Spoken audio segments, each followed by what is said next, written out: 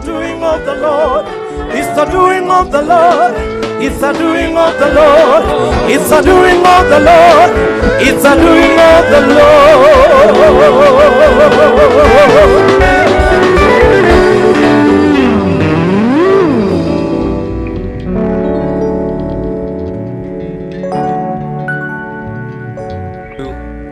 Thank you very much, Tabby. Wonderful singing. Ladies and gentlemen, we recognize that there is a need for certain translation services. If you do require the translation services, we request you to head back to the translation booth and you shall be assisted. Please take advantage of this opportunity at this time before the arrival of our chief guest. Thank you very much, Tabby. We shall now invite another band. Don't go far. We'll call you back soon. We'd like to invite the Tazama Band. Tazama?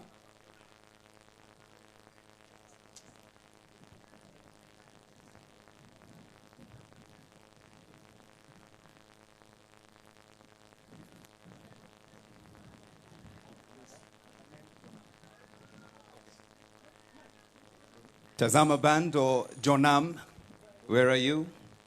Thank you.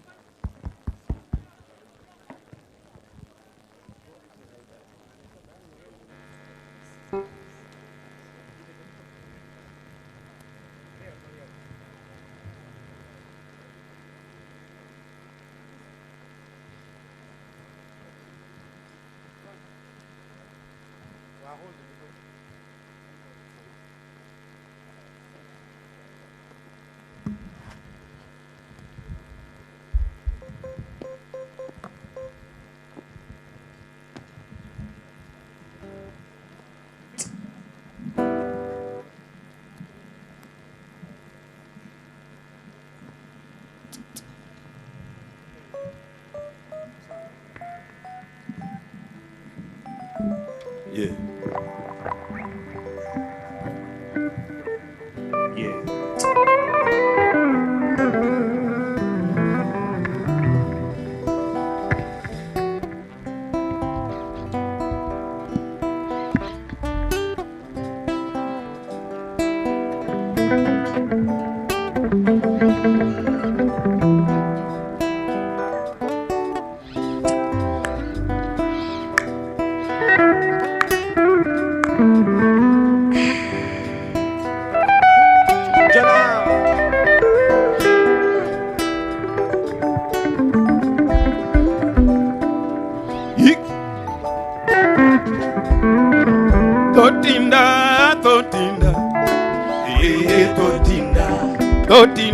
Totinda mama dunganenera totinda mama totinda mama dunganenera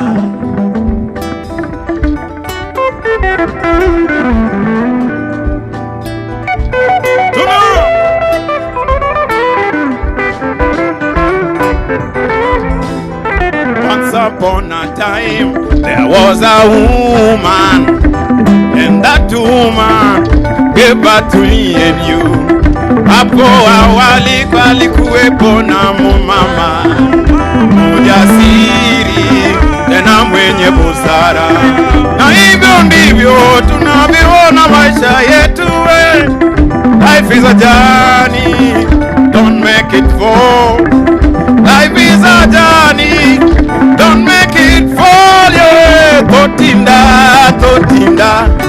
yeah, totinda, mama, yeah, totinda, mama, yeah, totinda, mama, donga dendira, dera.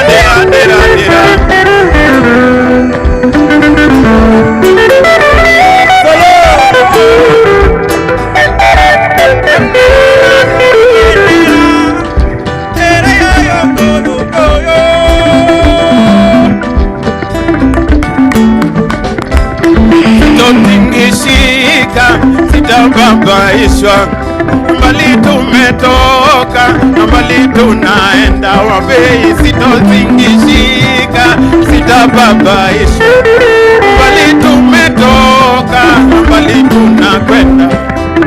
Kimati moresa ni bendu jojo dala. Kadonja sego kanya data yudojo dala. Kangi okoni adeno jana mugwe. Kangi okoni adeno jana milambo. Kangi okoni adeno jana myandoa. Kangi okoni adeno jana mdala.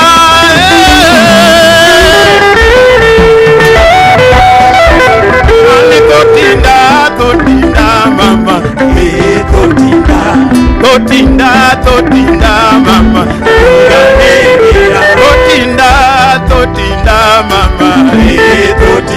Totinda, totinda, mama.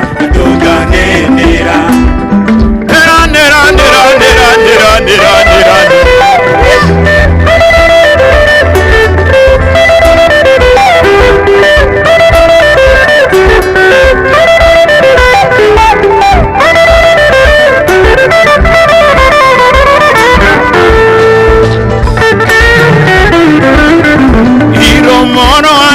Kwako bote polo Aninyiza ote no woke Nairobi Enya suna tindegero dalawani Osiptende tindogero diyo mabe Nyakayede tindi yudo tetete Nyakanere tindigero tetete Ate no lo se, ate no lo se dalawani lo se, ate no lo se dalawani lo se, ate no lo se dalawani lo se, ate no lo se dalawani.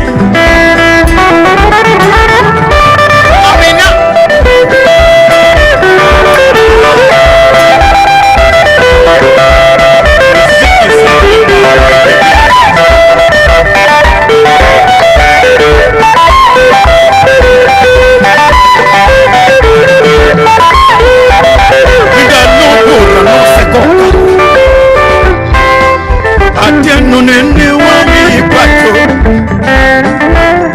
Neni singo ni birorito Tokendi timo kaka ni tiko Ninda lombora no se kokalo Atieno yoyo Atieno nene wami pato Neni singo ni birorito Tokendi timo kaka ni tiko Atieno koro lo sé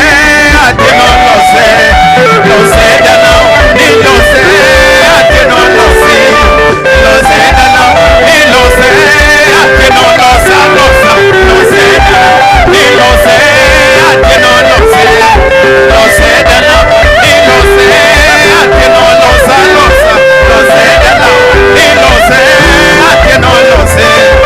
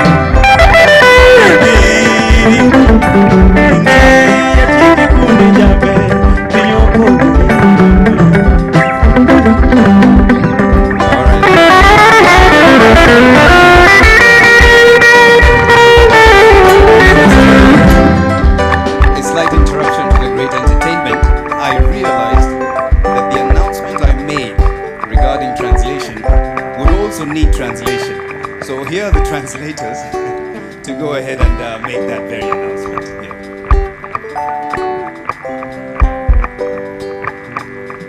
Bonjour, messieurs. messieurs, mesdames, pour ceux qui aimeraient suivre la conférence en français, nous avons les services de la traduction disponibles. Donc il va falloir vous acheminer au fond de cette salle où vous allez avoir les gadgets pour pouvoir suivre la conférence en français et aussi en chinois, mais ma collègue va faire l'annonce en chinois. 尊敬的来宾，大家上午好。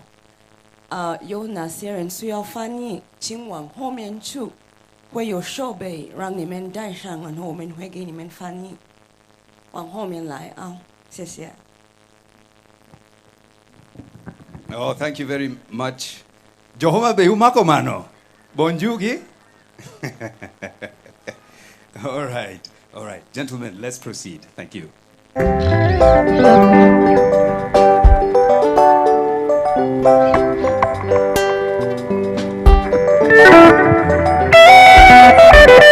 Nyaburi ya wero in kende yo mama, dongdinge yo mama.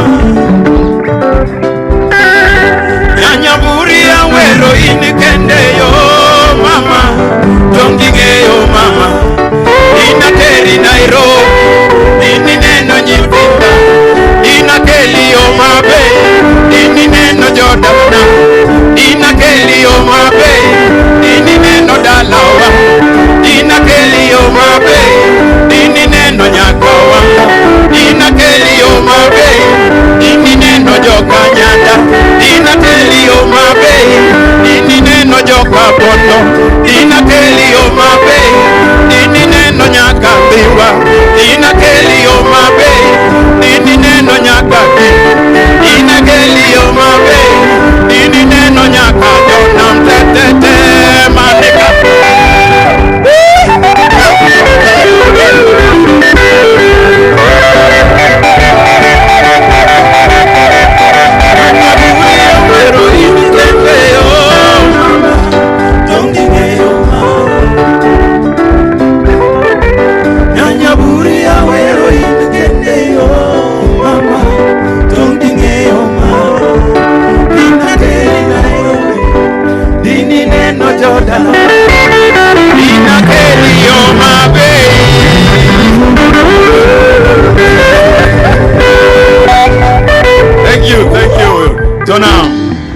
Jonam, don't go away.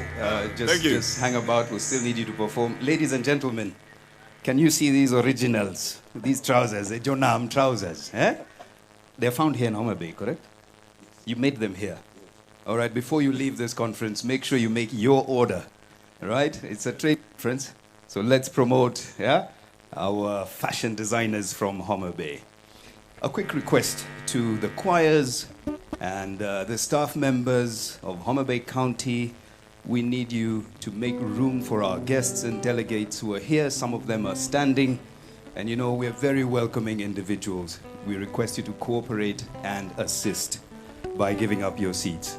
I'll also request specifically the choirs. We need you on this end for a quick announcement. Kindly make your way this way. Asante sana. Jonam, please proceed. Thank you.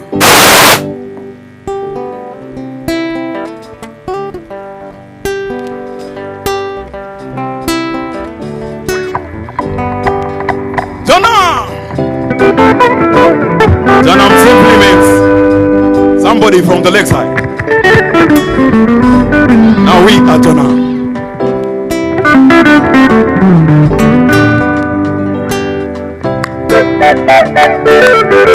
Tahera Sudi Buddha Monakoni Kaka Wendi Mora Nyaramba Ose Junya Jabe Sudi Buddha Monakoni Kaka Wendi Mora Nyaramba Sami Woto Anangi Okakidi Dana Anaol Anadio Sami Woto Anagio Kagidio Dana Anaol Coradio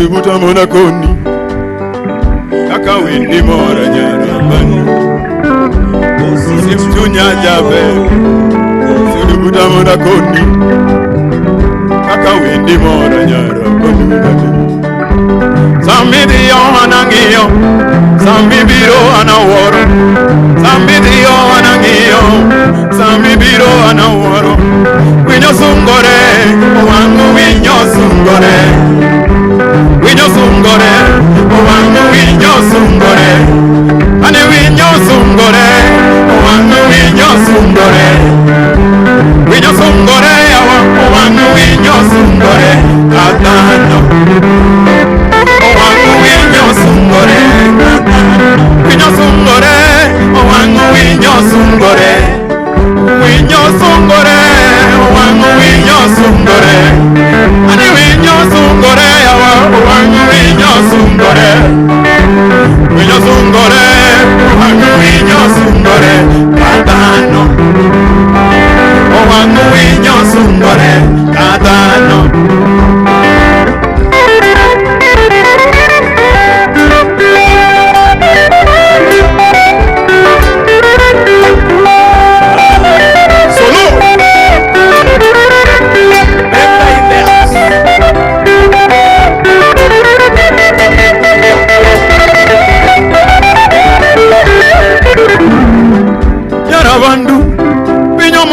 Kodaka Aido bote Akalo vina madhio Atopo mbita kaswanga na neno jodala Akalo mbita na idho feri ya dhio Luanda Ayo Luanda na chopo nyaka chidongo yua Ao yua na dhio siaya kababa Jana mama nyonyako Jana mama nyonjabe Jana mama nyowendo Atopo Jana mama nyongato Jana mama nyowendo Jana mama nyongato Ina yuri ure Winyo sungore Owangu winyo sungore Winyo sungore Owangu winyo sungore Winyo sungore Owangu winyo sungore Winyo sungore Owangu winyo sungore Wacha tulete kitambacho kidogo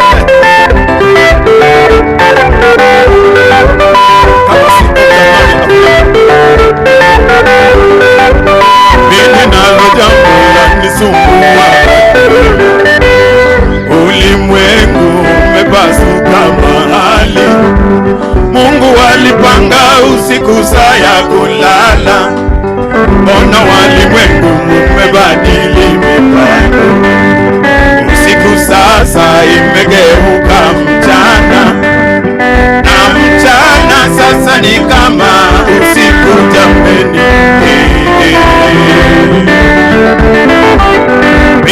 Nashangaa Jaiba mukate sasa mwauza usiku Haidi choma sasa mwauza usiku Biashara nyingi mwafanya usiku Wake kwa waume shughuli zenu usiku Niambieni wapumzika saa ngapi jameni Mimi nashangaa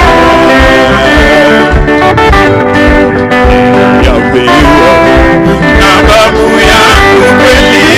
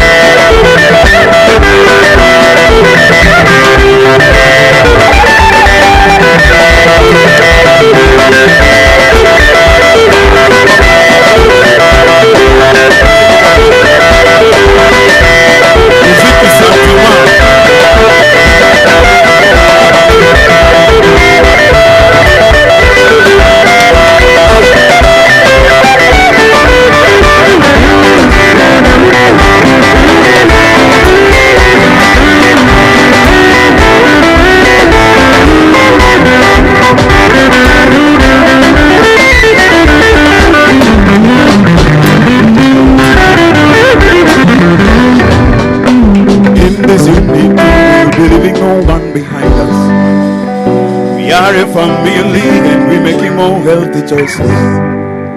Maybe finally we'll be holding our hands rejoicing. We are making more health. We are strong in our brains. We work better each day and we're taking away the pain. Cause I am a countryman forever. We will be holding arms together. I am a countryman forever. We will be holding arms together. Now my country people, I want you to help me do something. In this great unity, you should leave nobody behind. Just hold the hand of the person seated next to you. Hold the hand of the person seated next to you. Then we will sing this.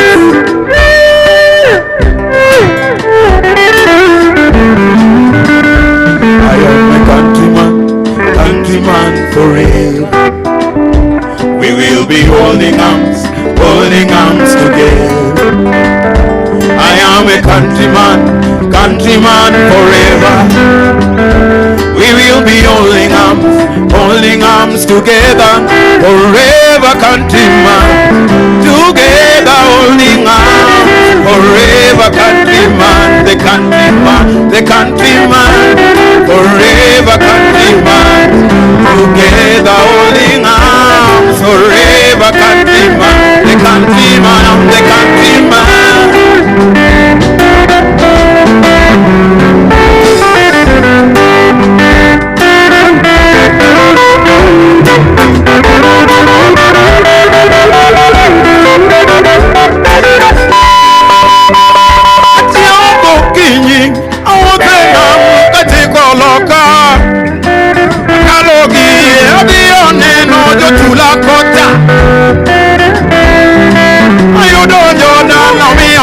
Amor, mate, aketeya, amor, jana.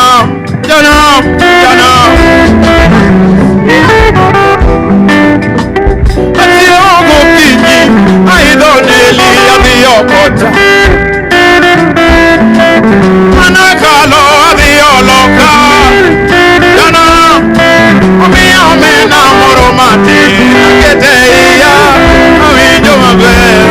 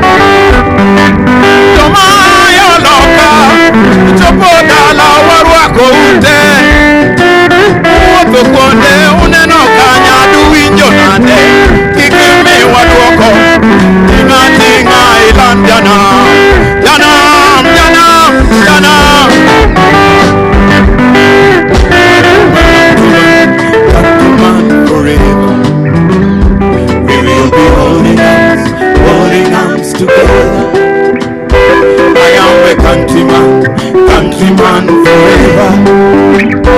We will be holding arms together. Forever countryman, together holding arms. Forever countryman, I'm the countryman. Forever countryman, together holding arms. Forever countryman, I'm the countryman. The countryman. The countryman. I'm the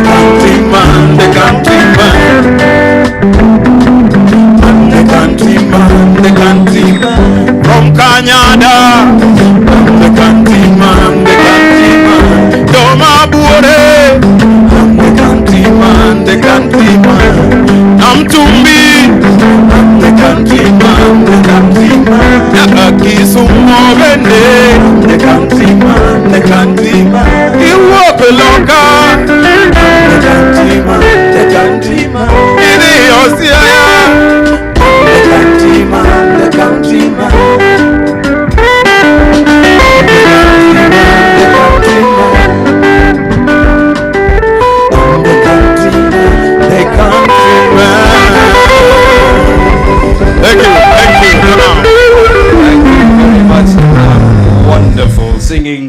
Let's recognize them with a round of applause, ladies and gentlemen. By the way, young ladies who are perhaps thinking of tying the knot, let me give you an idea. Your destination wedding should be hosted right here in Homabay County, Takawiri Island, and Jonam will be singing for you. Right? Excellent. So, ladies and gentlemen, we want to continue with our entertainment program, and I'd like to invite the songstress, the wonderful voice of Tabby from the Tabby Odanga Band. Tabby, karibu sana. And as she makes her way, we remind everybody here, please take care of your personal belongings and get to know who's next to you as well. It's important to be aware. Thank you very much.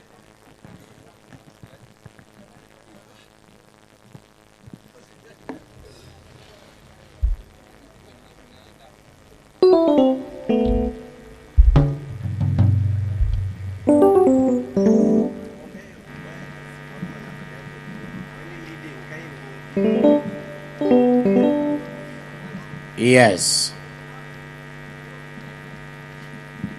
Tazama band, that was beautiful. Savior, let's move. Some moderate rumba.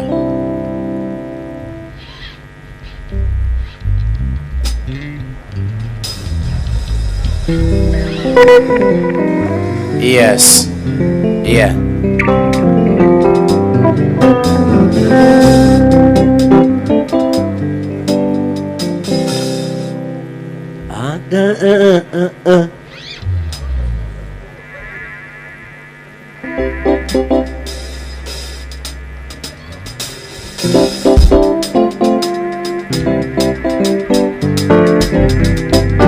Yes, this is Homabay County. You can afford a smile.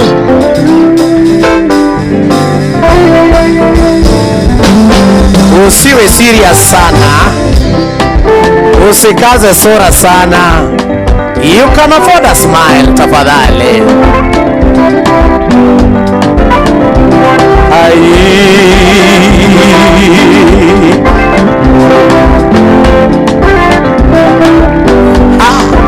Furaha iliyope umabeika marmanade umabeika. Furaha iliyoje umabeika. Furaha gani umabeika.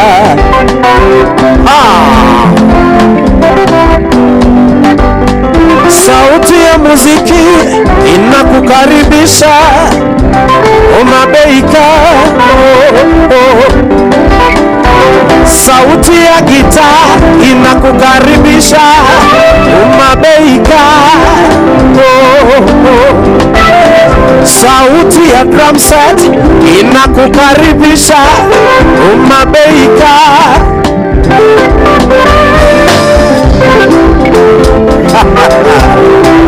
Tingiza kichwa kidogo tu, kidogo tu. Jehova achiel kende manyaka nene jiduto pako Jehova achiel kende manyaka nene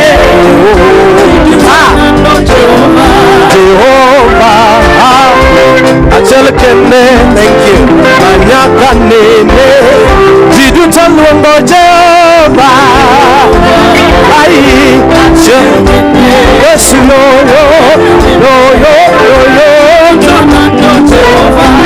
Jehovah Jireh, achal kende.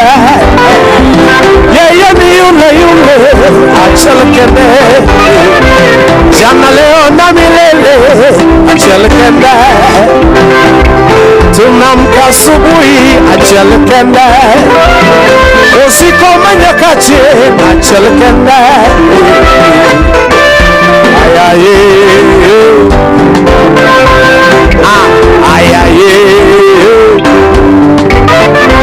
Yesu ni yule, jana leo na milele. leo na milele, ni yule yule jana leo na milele. Omio wangima wa mora mora, omio wangima wa mora mora.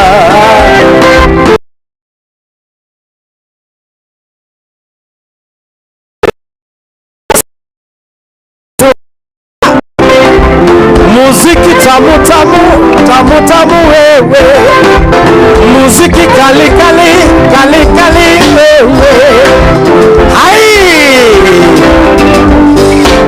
I say you don't wonder, Maradira, Wasigumalawa.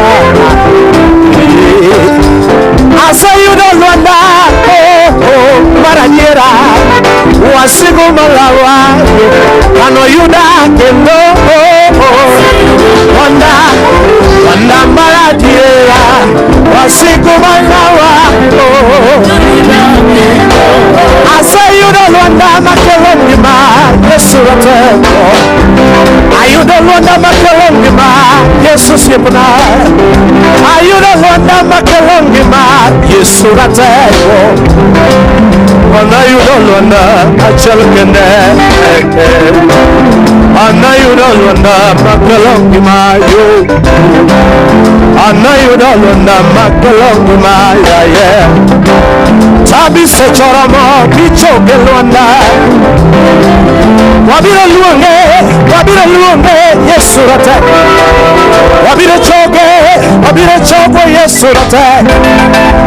Wabira luonge, Yesuratego. Wabira choge, Yesuratego.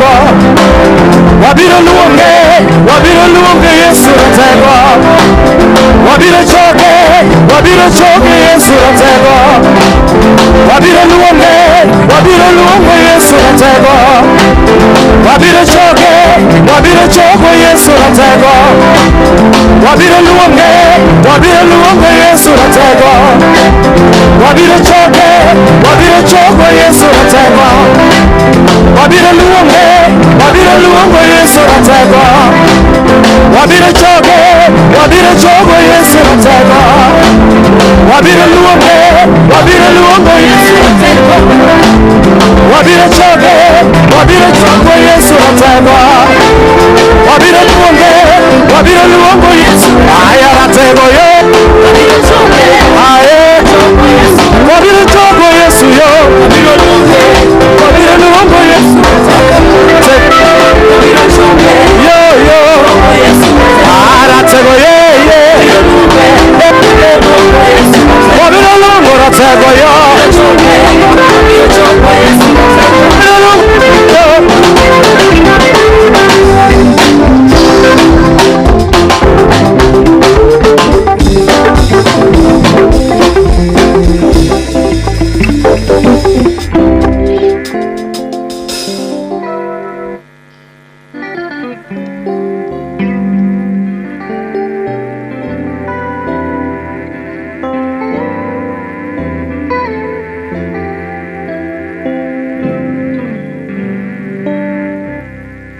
Recognizing the arrival of the chair of the Council of Governors,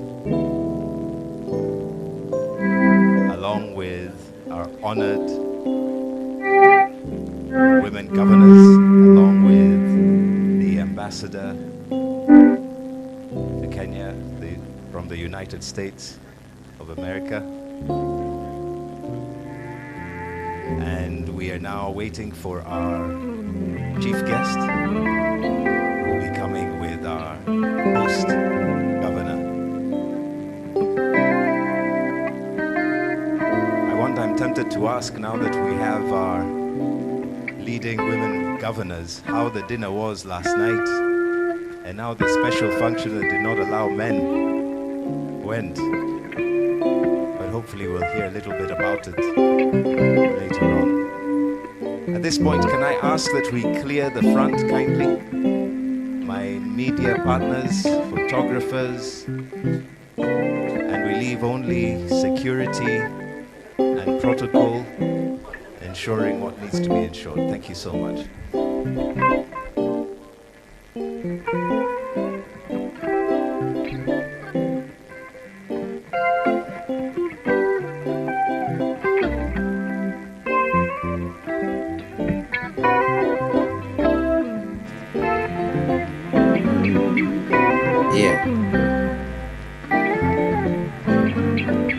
Yesu nakupenda, Yesu nakupenda.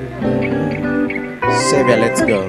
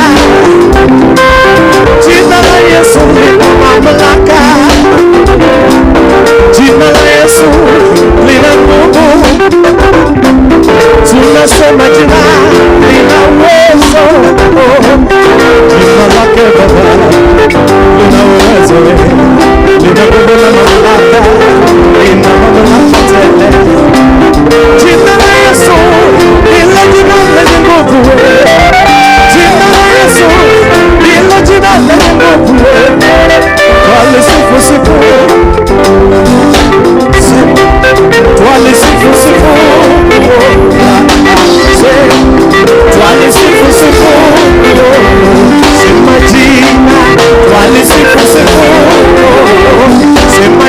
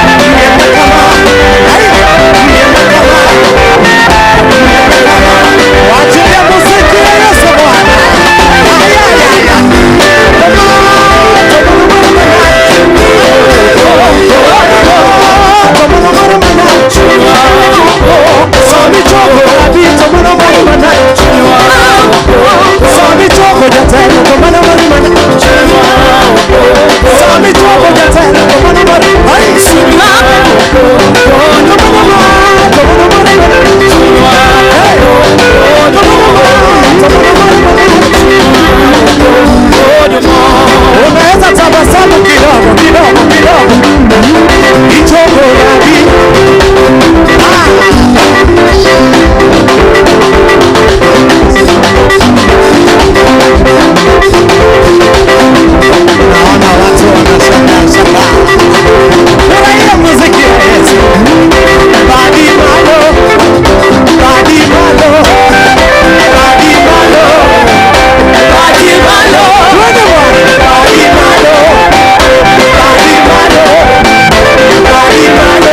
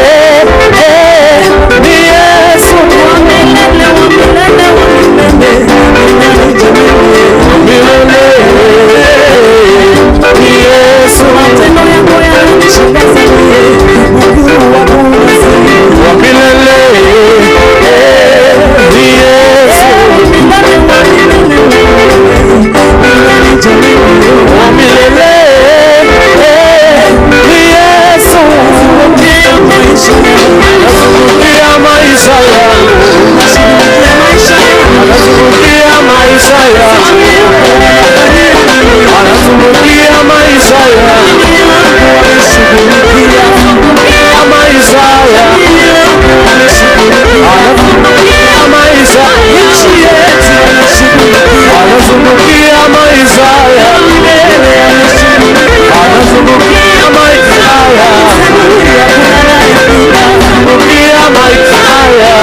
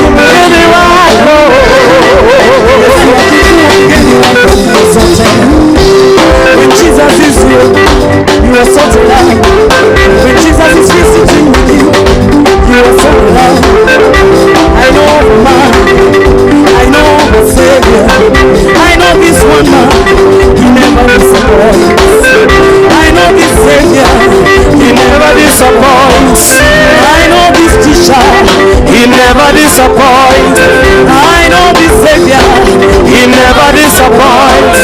I know this covenant keeper, He never disappoints. I know this leader, He never disappoints. I know this Savior, He never disappoints. I know this Savior, He never disappoints. I know this man, He never disappoints. He's always right on time, right on time. You're going through a road, He's just right on time. When you're calling His phone, He's at home, He's just right on time. Tomoko simegi nyalo lo Yesu tekno Tomoko simegi kiko Tomoko simegi kiko Ananeo Yesu wakochone Eno yudore Yesu yudore Yesu yudore Yesu yudore Eno yudore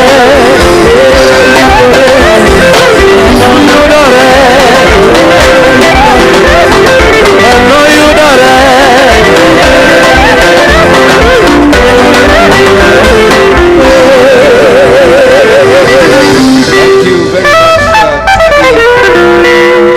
Danga band. Please let's give a round. Well done, Tabby. Thank you very much. Let's rest your voice. And I'd like to invite, we switch gears a bit as we prepare to welcome our chief guest. I'd like to invite St. Paul's Choir, and they'll be singing a welcoming song. St. Paul's, where are we? Let's get on stage, please.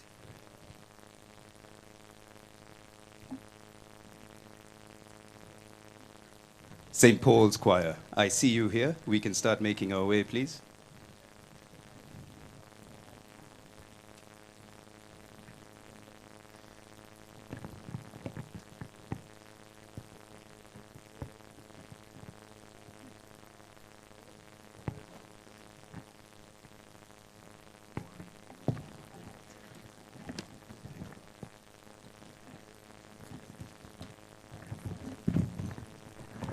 And as they prepare themselves, just a quick announcement on the breakout rooms. Just to remind you, room 1, Takawiri, right behind this plenary tent, and room 2, Rusinga, right behind this plenary tent as well. And KICC room will be room 4, and room 5 will be the room left to the KICC.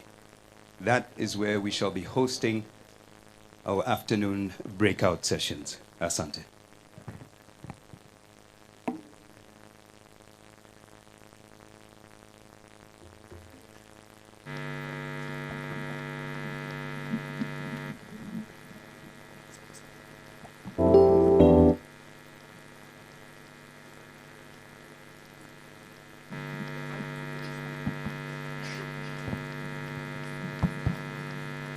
Just a quick reminder, as St. Paul's Choir prepares, we'd like to ask everybody standing on the wings to kindly make your way back.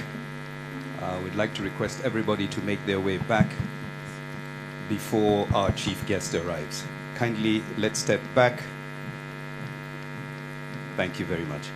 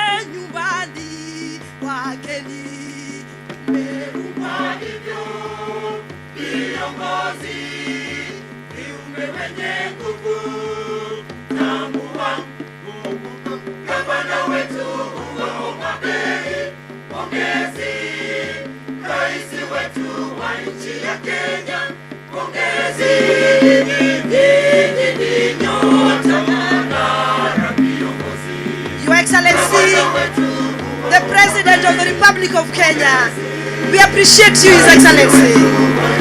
This is Homabay County. We welcome you. We welcome you every day. The county of endless potential. The county of sweet bananas. The county of sweet potatoes. The county of fish in the lake. The county of Gor Mahia. The county of Simbinyaima. This is the only county that you should be. We appreciate your work, Your Excellency. We can see the fish market.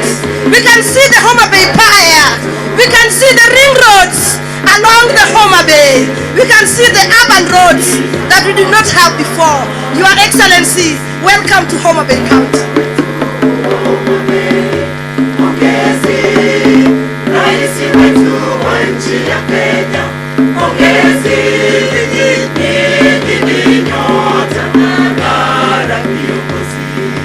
Hifadhi ya wanyama tumepewa, pia samaki wa ziwani, chakula tuko nacho kwa wingi.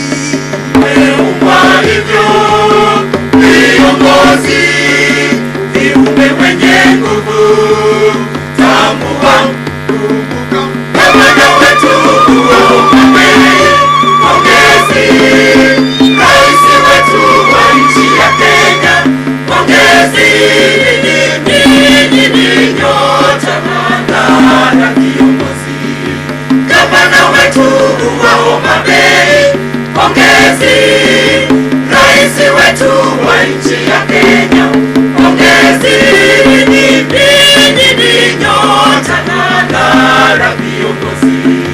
Pongezi sana gavana wetu, umewaleta na wageni, jisikie nyumbani wageni wetu. Kwa hivyo viongozi, viumbe wenye nguvu, Her Excellency Honorable Gladys Wanga, the only godly given lady, a lady of power. We are seeing your work in Homabay County. The Fundi Mangula Genoa, the governor's scholarship. We are seeing the governor's park. Her Excellency, what is it that you've not done to us? Pesa mfukoni kwa wamama, kazi kwa vijana, bodaboda sector with their money. We appreciate you, Her Excellency. We love you. We love you so much, Nyawangaya.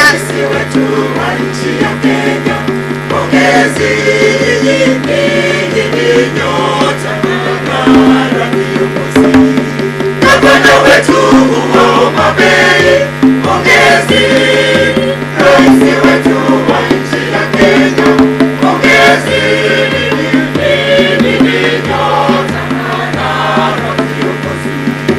gavana wetu Homabay, pongezi rais wetu wa nchi ya Kenya, pongezi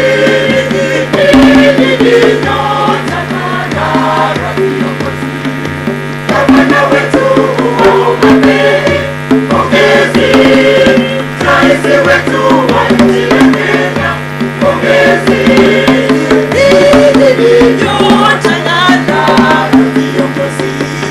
gavana wetu wa Homabay, pongezi rais wetu wa nchi ya Kenya, pongezi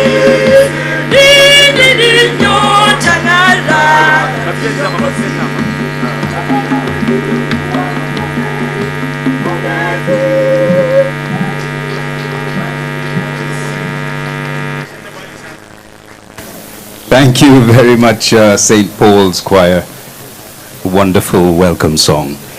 And now we welcome the Homabay County Choir for their performance. Karibu.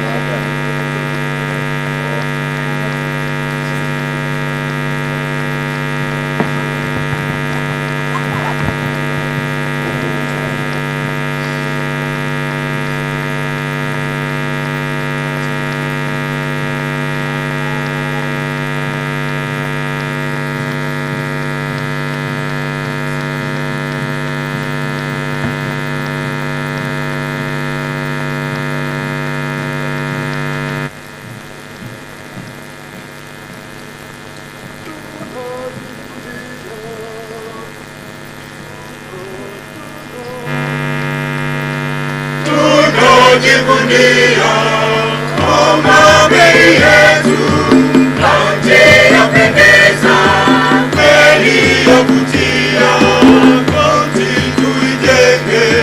Homabay yetu, kaunti yapendeza, kweli yavutia, kwenye uchaguzi tulimchagua gavana wa kike mkoa wa Nyanza. Ndipo maendeleo tunayoyaona, hatua kwa hatua tunasonga mbele. Oh, welcome. Oh, welcome. Welcome, let's build it together. Tuilinde na tuitunze, yote tuijenge pamoja.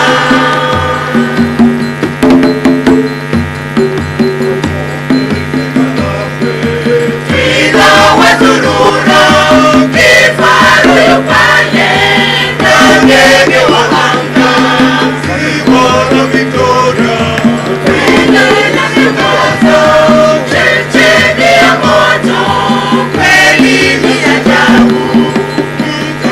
Viazi ufike Kabondo, viazi vinene vinavyoshibisha. Hapa Homabay tunameremeta, tunakula samaki kwa ugali moto. Oh, welcome. Oh, welcome. Welcome, let's build it together. Tuilinde na tuitunze, yote tuijenge pamoja. Kwenye matibabu tunafurahia, hata masokoni tunaendelea. Tunapomaliza tunawaombeni, tufanyeni kazi na tujenge kaunti. Oh, welcome. Oh, welcome. Welcome, let's build it together. Na tuilinde na tuitunze, yote tuijenge pamoja. Oh, welcome. Oh, welcome. Welcome, let's build it together. Na tuilinde na tuitunze, yote tuijenge pamoja. Tuijenge pamoja.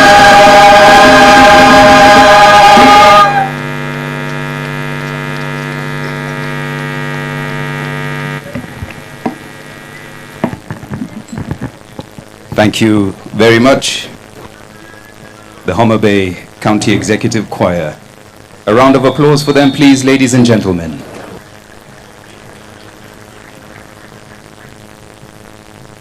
And in the interim, I'll ask the DJ to play the video and with sound, please, as we prepare the transition. Thank you.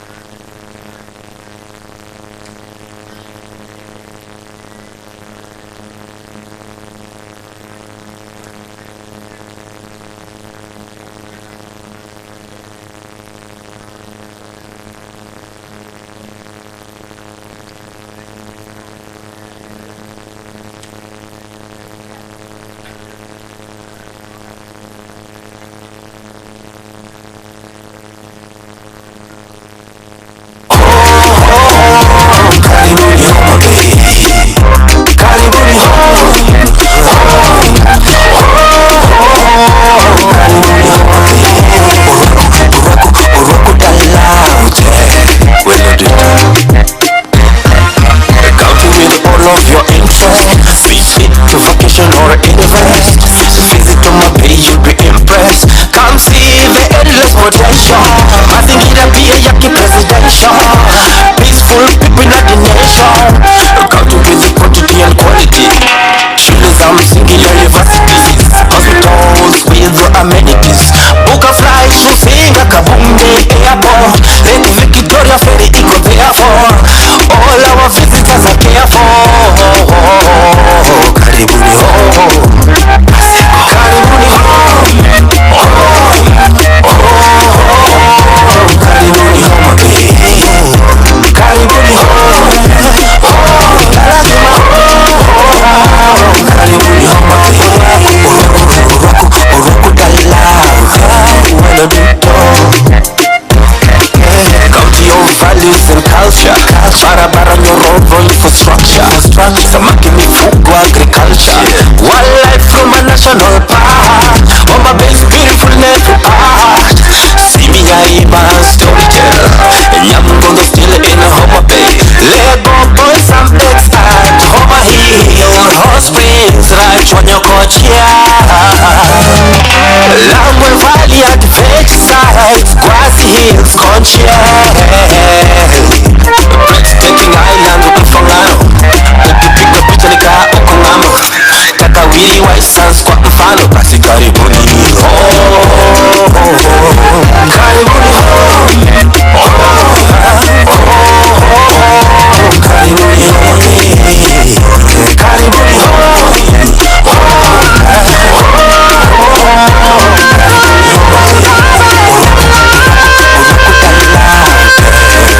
Ruto, Ruto, karibuni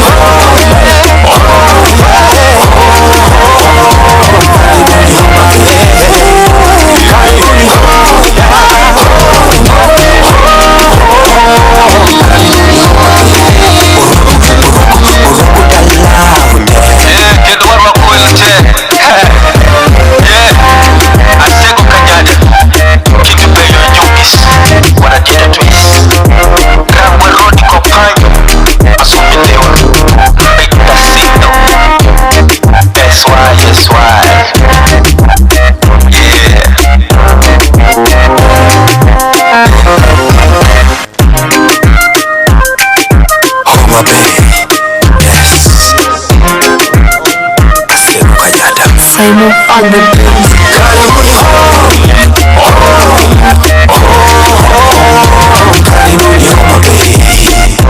Karibuni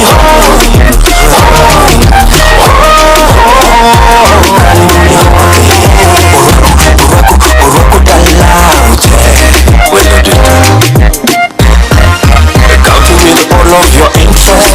Visit to vacation or invest. Visit Homabay, you'll be impressed. Come see the endless potential. Mazingira pia yaki presidential. Peaceful people in the nation. Come to visit quantity and quality. Ladies and gentlemen, DJ, 1 second. Just a quick announcement as an update, ladies and gentlemen. For all of us, because we are all digital, I'd like to advise you of the hashtag HOBIC2024. Please tweet, keep the conversation going online for those of us who are following online. In case you wish to get a snack, quench your thirst, there's a food court right in the village. You're very welcome to make some purchases there. The toilets are situated in all corners. There's the VIP toilet right on this end. And at this point, I'll invite a very special young lady who's going to perform a poem. So join me as we welcome Michelle, the poet.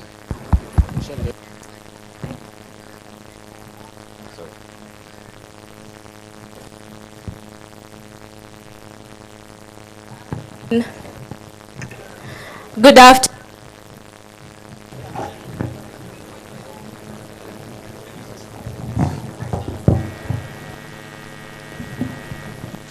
Her Excellency, Madam Governor, and all protocols observed, and all humankind here today, how can I ask you to do good when you've built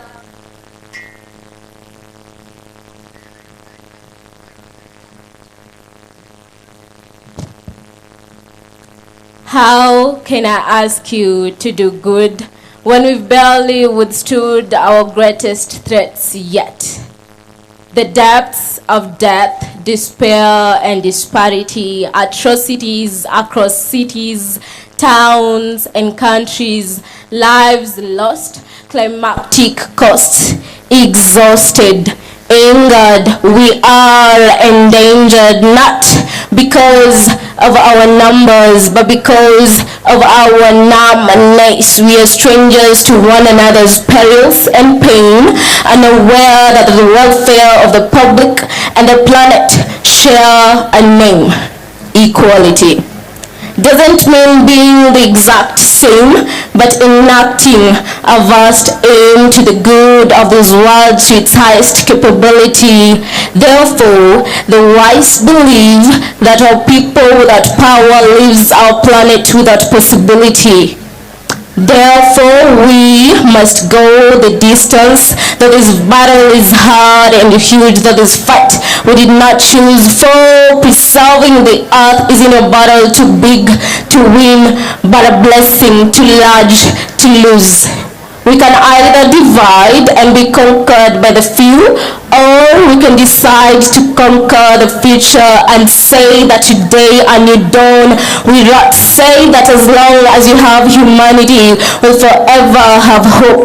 Together we won't just be the generation that tries, but the generation that triumphs.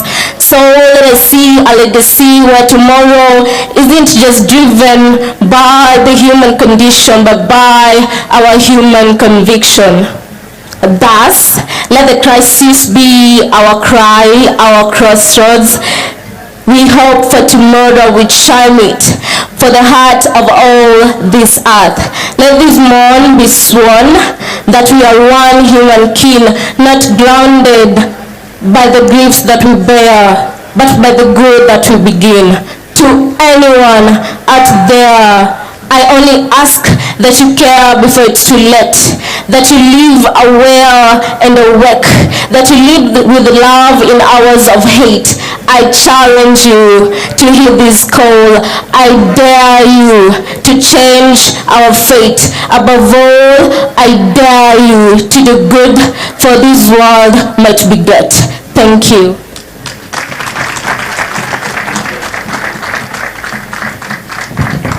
Thank you very much, Michelle. DJ, please continue with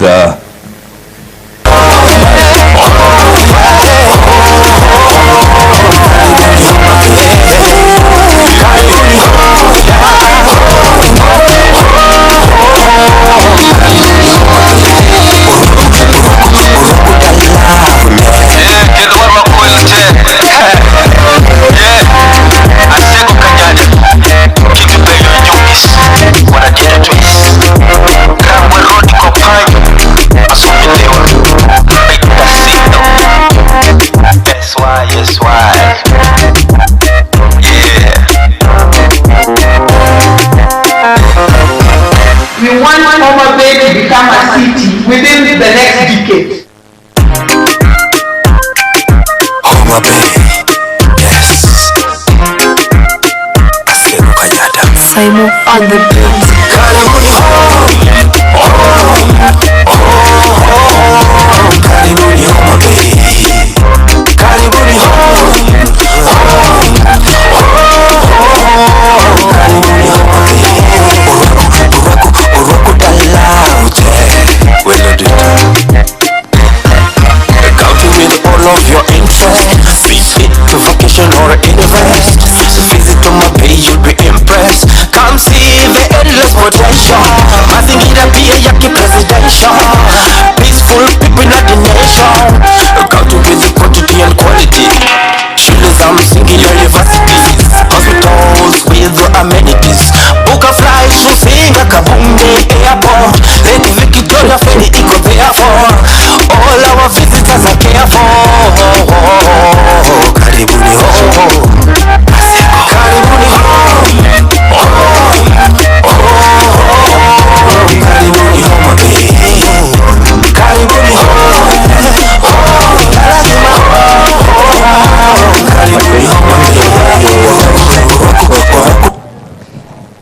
It is important to recognize the partners and friends who are giving support to this investment conference, and we want to beg your indulgence. And if we could just practice how we will clap when I mention a sponsor or a partner. Could we do that? Let's say Homabay County.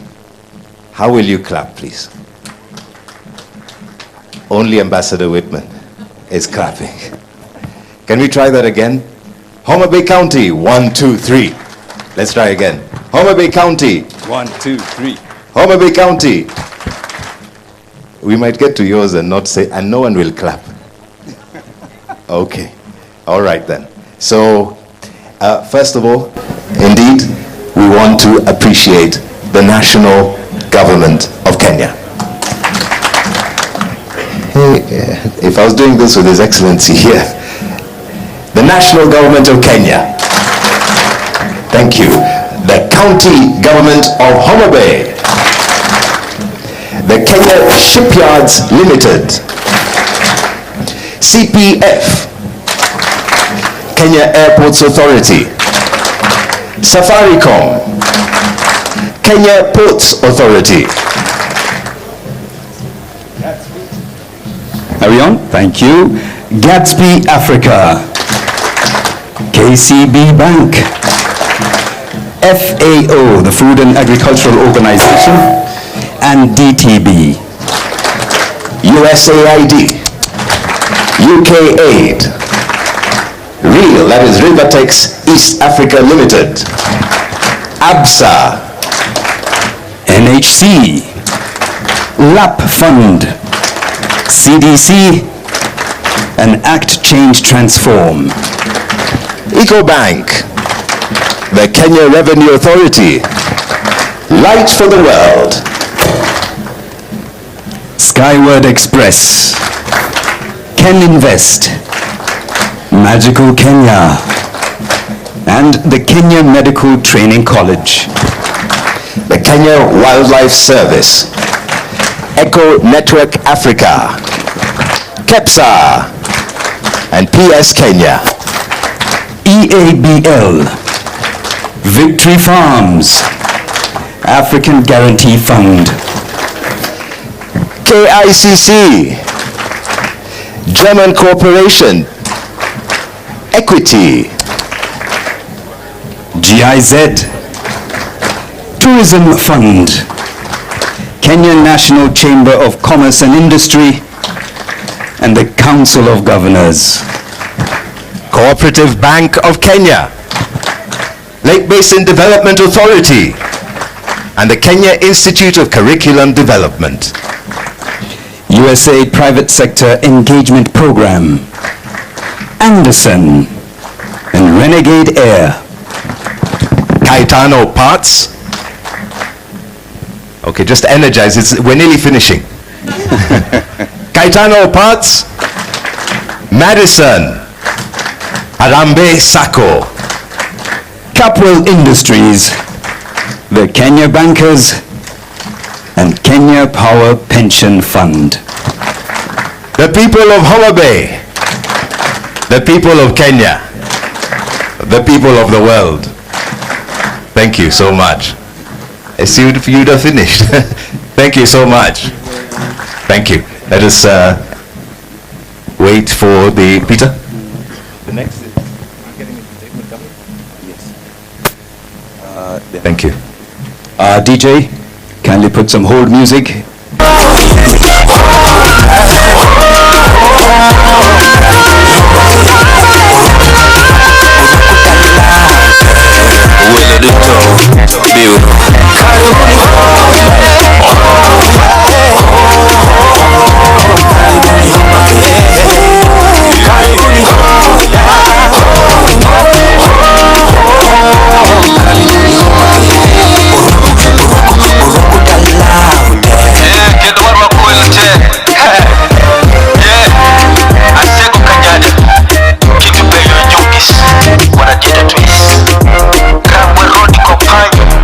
Asumelewa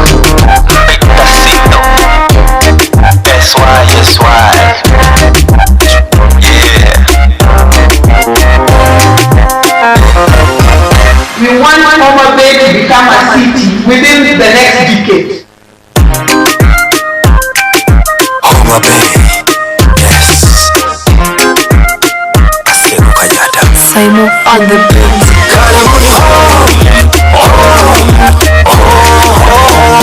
karibuni Homabay, karibuni home, karibuni Homabay. Uraku dalaute, well on the counting with all of your interests. Visit to vacation or invest. Visit Homabay, you'll be impressed. Come see the endless potential. Mazingira pia yaki presidential. Peaceful people in the nation. Counting with the quantity and quality. Shule za msingi, universities, hospitals with the amenities. Book a flight to Kabunde Airport. Lake Victoria Ferry iko therefore. All our visitors are cared for. Karibuni home. Karibuni home.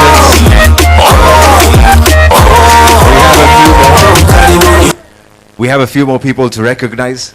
I'm even a little embarrassed about one of them. But please clap much louder so that my embarrassment might go. I'll read theirs last. So, Bidco, Coca-Cola. You know why I'm embarrassed about Bidco? What have you been drinking? I think it's Bidco water, isn't it? Yes. Coca-Cola, any of you had some Coca-Cola? Correct. Supporting American enterprise. And Tomboya University. Please clap very loud. They're physically hosting us. It's very kind of them to have us. Thank you so much. Thank you. And if in case I have not mentioned your organization or institution, please do come forward and tell me off, and I'll do the same. Thank you.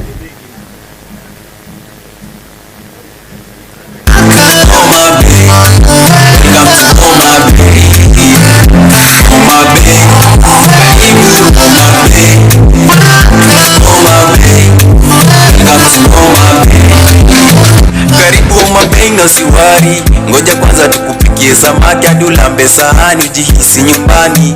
Welcome. Homabay is my home. Homabay in my heart. Homabay in my blood, in my heart, in my blood. We got big schools so we learn it. Somewhere university is right here. Take a tour to the room and see the beauty of nature. Then climb to the hill. On my hills there's a beautiful adventure. Yeah, Kabunde strip, that's where we catch a fly. Yeah, we plant pineapples sweet like honeycomb. Plenty of food, there's fish and potatoes. Invest in us cause you'll never regret. Fresh water lake like Victoria is the best. Karibu Homabay, Homabay, welcome to Homabay, Homabay, karibu Homabay, Homabay, welcome to Homabay. Kigogo Wanga wakaribisha Homabay, Homabay, Homabay. Kaunti bora ina amani na upendo. Homabay, Homabay. Barabara safi zimetengwa, majumba mazuri yametengwa. Homabay, Homabay. Yazidi ng'aa, yazidi paa kiuchumi. Homabay, Homabay. Raisi wetu mtukufu jivunie kuwa Homabay. Kaunti bora imetulia, ina matata, yapendeza siku zote. Homabay, Homabay, karibu Homabay, Homabay, welcome to Homabay, Homabay, karibu Homabay, Homabay, welcome to Homabay, Homabay, karibu Homabay, Homabay, welcome to Homabay, Homabay, karibu Homabay, Homabay, welcome to Homabay, Homabay, karibu Homabay. Ni sniper, a Dekistan, endless potential. It's Maddie in this track. Homabay, karibu Homabay, Homabay, welcome to Homabay, Homabay, karibu Homabay, Homabay, welcome to Homabay. Karibu Homabay na siwari, ngoja kwanza tukupikie samaki hadi ulambe sahani ujihisi nyumbani.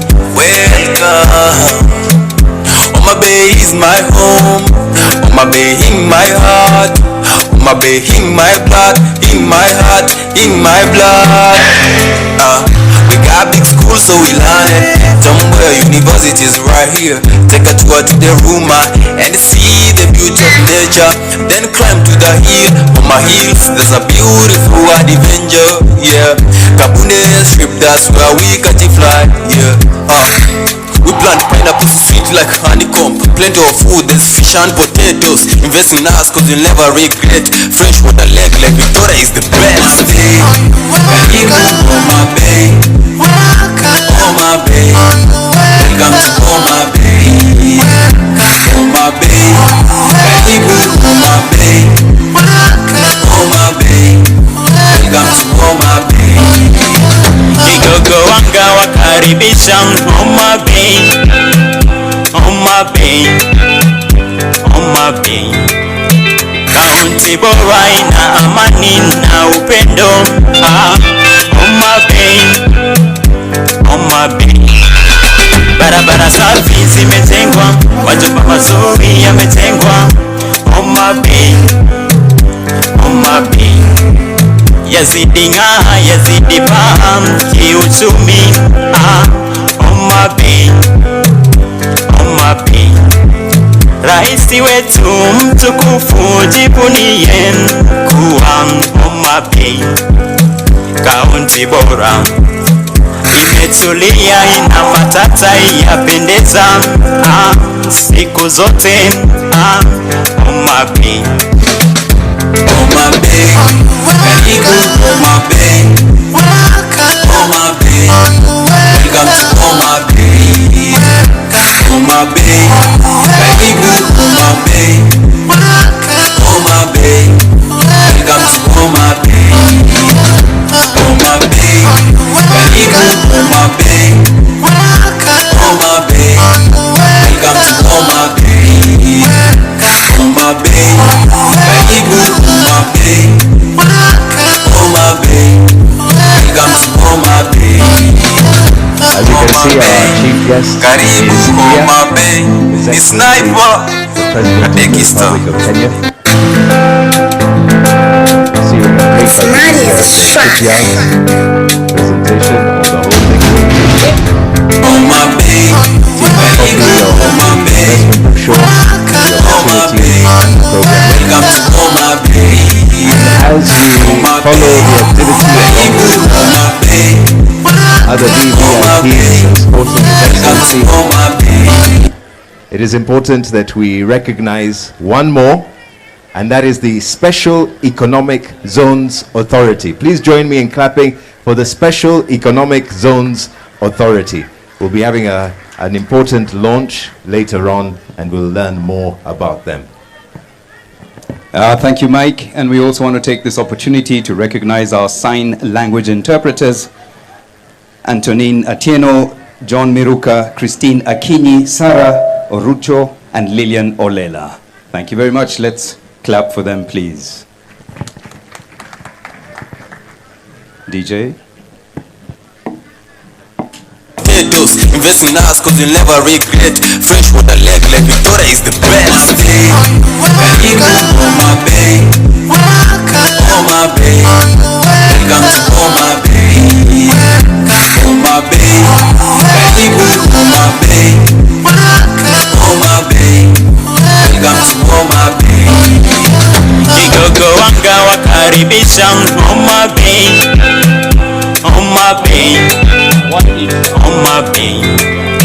Kaunti bora ina amani na upendo. Homabay, Homabay. We request the Homabay County Assembly Choir, please make your way to the front and continue to sing the welcome songs. Homabay County Assembly Choir, please make your way in now. Recognizing the arrival of more dignitaries, amongst them cabinet secretaries, members of parliament, members of Senate, all here for the important occasion of the second Homabay International Investment Conference. We'll ask again, kindly, if you do not have to be standing, please sit down, please take a seat, and let us minimize movement and keep it only to predicted and expected movement. Kindly, including our media partners, thank you.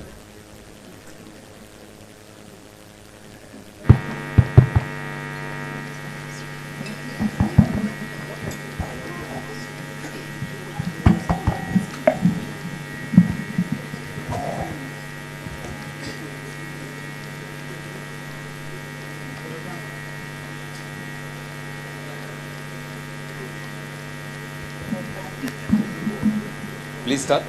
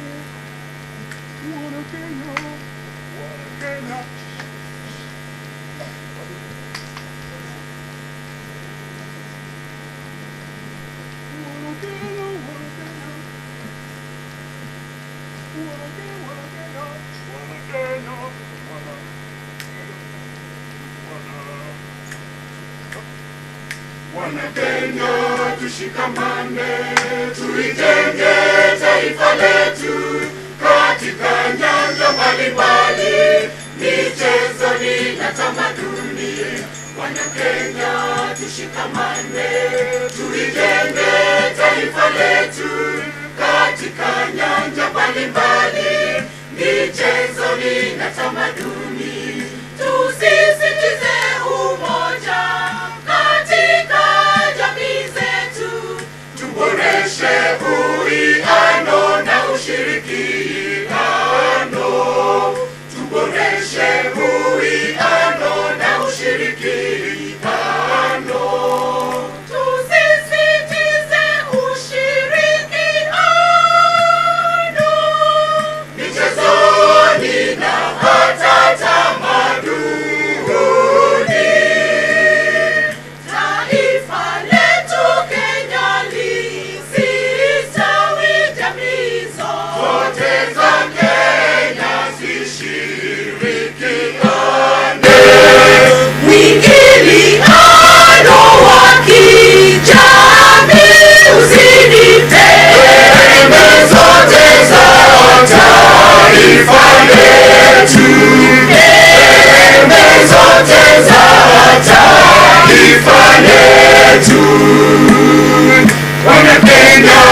tushikamane, tuijenge taifa letu katika nyanja mbalimbali, michezoni na tamaduni. Wana Kenya tushikamane, tuijenge taifa letu katika nyanja mbalimbali, michezoni na tamaduni. Tusisitize umoja katika jamii zetu, tuboreshe uwiano na ushirikiano, tuboreshe uwiano na ushirikiano.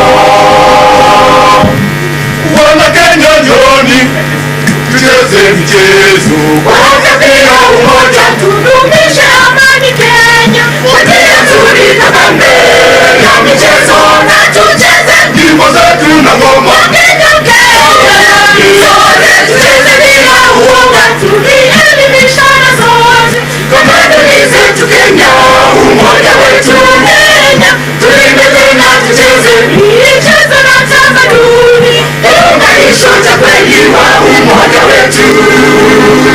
Tuwe na utangamano, tuwe na utangamano, tuwe na utangamano. Uhuru Kenya iende mbele. Tuwe na utangamano, Uhuru Kenya iende mbele.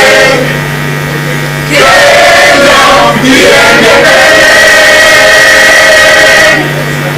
Wana Kenya tushikamane, tuijenge taifa letu katika nyanja mbalimbali, michezoni na tamaduni.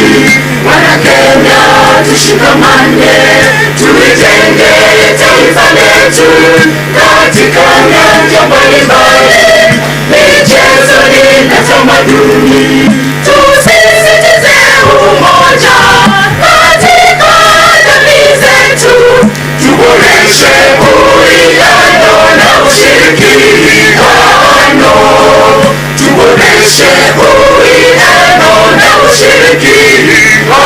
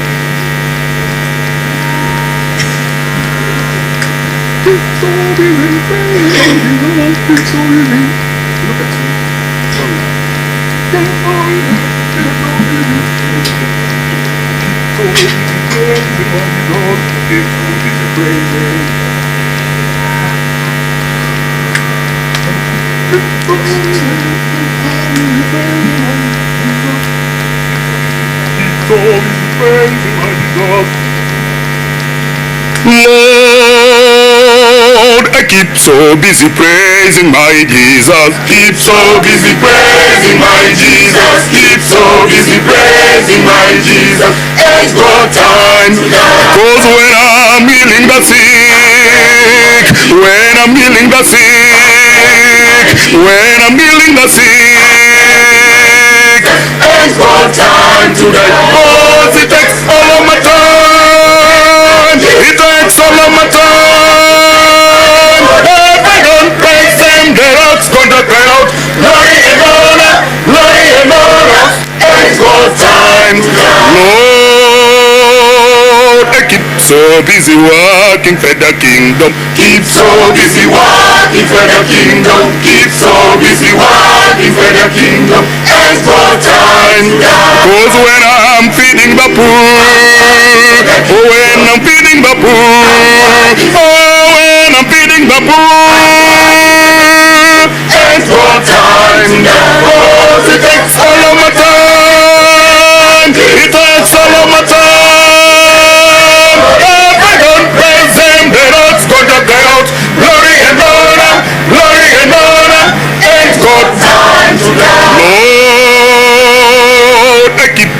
busy serving my master. Keep so busy serving my master. Keep so busy serving my master. It's what time. Cause when I'm giving my all, when I'm giving my all, when I'm giving my all,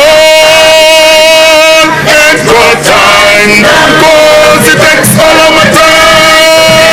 It takes all of my time. If I don't praise him, the rocks got to cry out. Glory and honor, glory and honor, it's got time. Now want to get out of my way. You get out of my way.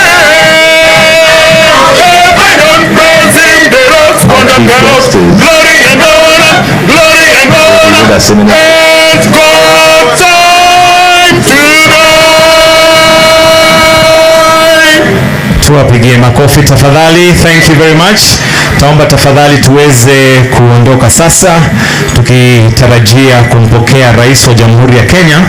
I'll request that we can now exit the stage kindly so that we'll receive him shortly. We'll be starting our program very, very briefly as soon as His Excellency is here in just a few minutes.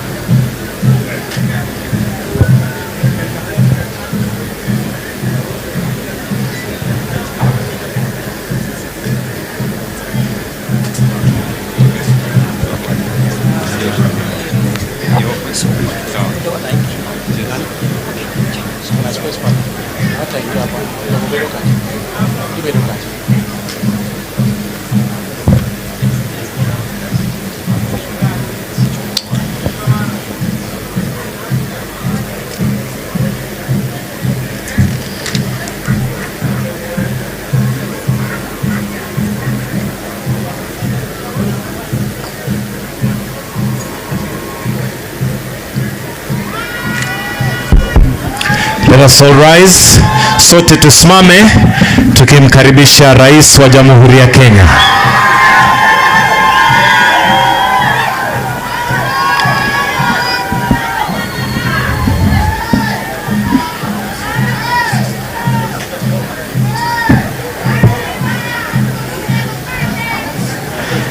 Taweza tukamkaribisha kwa shangwe na vigelegele. Basi ndio huyo rais akiingia wakiwa wameambatana moja kwa moja na gavana wa Homabay, Mheshimiwa Gladys Wanga. Karibuni sana. Karibu, karibu.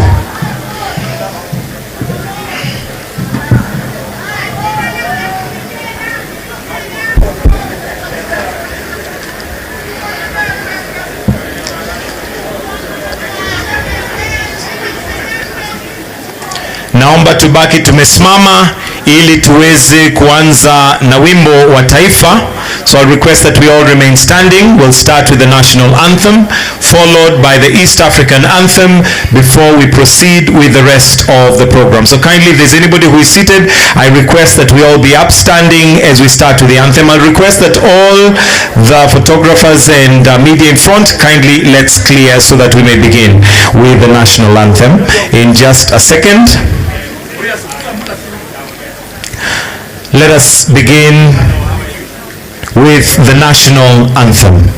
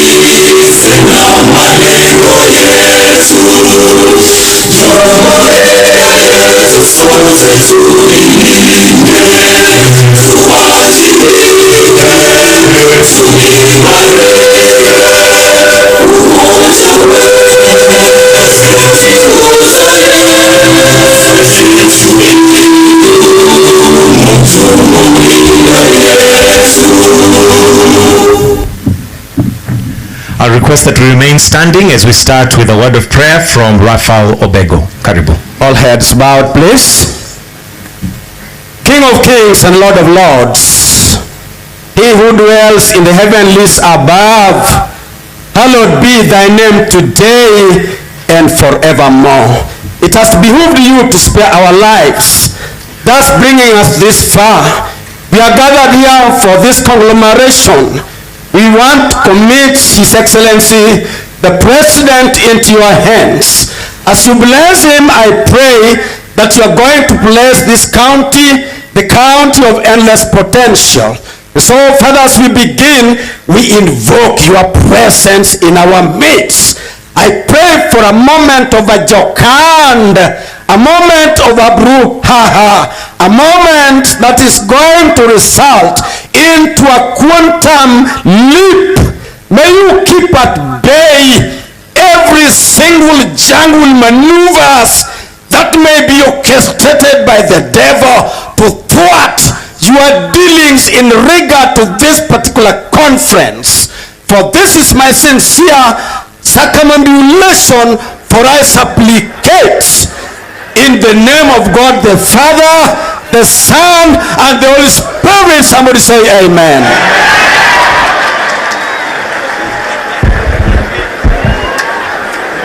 بسم الله الرحمن الرحيم الحمد لله رب العالمين الرحمن الرحيم مالك يوم الدين إياك نعبد وإياك نستعين اهدنا صراط المستقيم صراط الذين أنعمت عليهم غير المغضوب عليهم ولا الضالين آمين يا رب العالمين.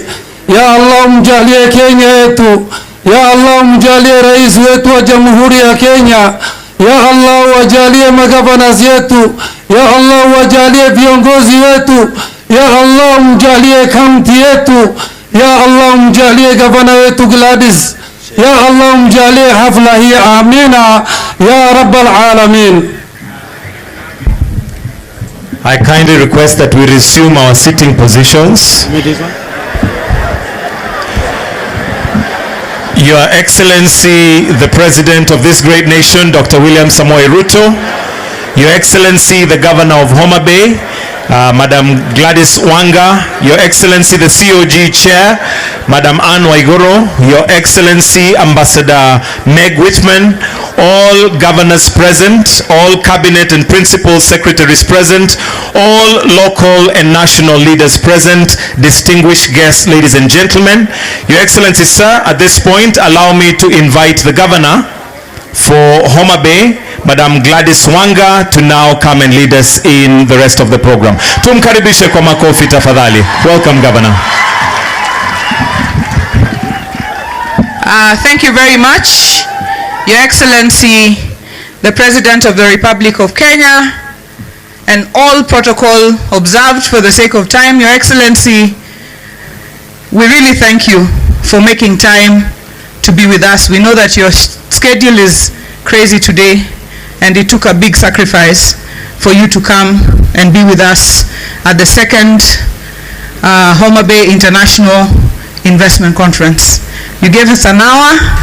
I know we've spent about 12 minutes of it, so we have 48 remaining minutes. It is our intention not to pass that hour even by a single minute, because of the honor that you've done to the people of Homabay. And the Homabay people are here inviting guests from the breadth and length of the country and the world, investors, CEOs, different people. Our local leadership is here, and I'd like to just take this opportunity to make a recognition of our local leadership. Honorable Peter Opondokaluma, please just rise and wave. That is the MP for Homabay Town constituency. I would like to recognize the Honorable MP for Rangwe, Honorable Dr. Lilian Gogo, asante sana. I'd like to recognize Honorable Dr. Eve Akinyobara, MP for Kabondo Kasipul. I'd like to recognize Honorable Senator Beatrice Ogola, nominated Senator, and I'd like to also recognize Honorable Dr. Joyce Osogo Bensuda, who is the woman rep for Homabay County. And I'd like to take this opportunity to invite our Senator for just 1 minute to speak a single minute on behalf of the leadership, the local leadership that is present here. Karibu sana, Senator. While the Senator is coming, I would like to recognize the Speaker of the County Assembly of Homabay. Please just rise and wave.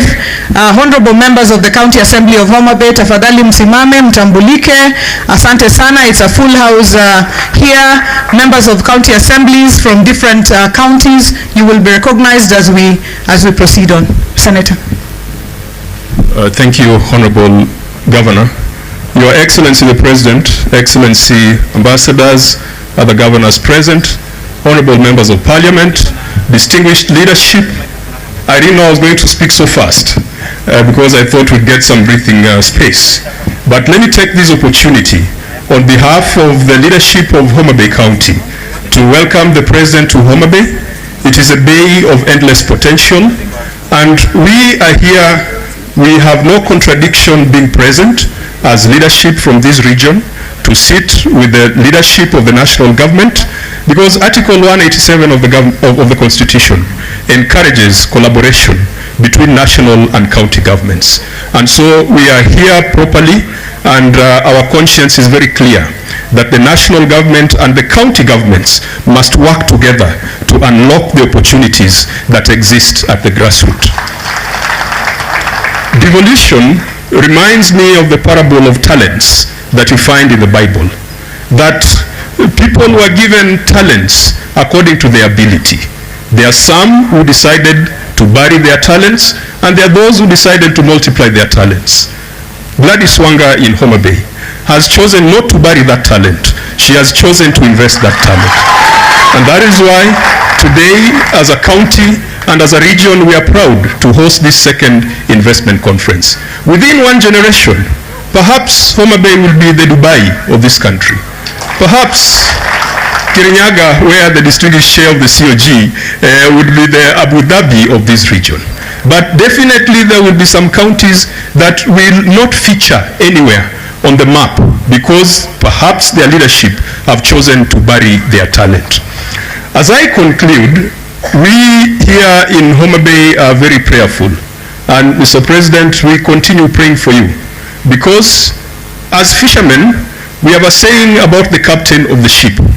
The captain of a boat in Luo is called Madar, and Madar is called a god. There's something we say that Madar enya such ye, such that if you wish the captain bad omen, then all of you are going to sink.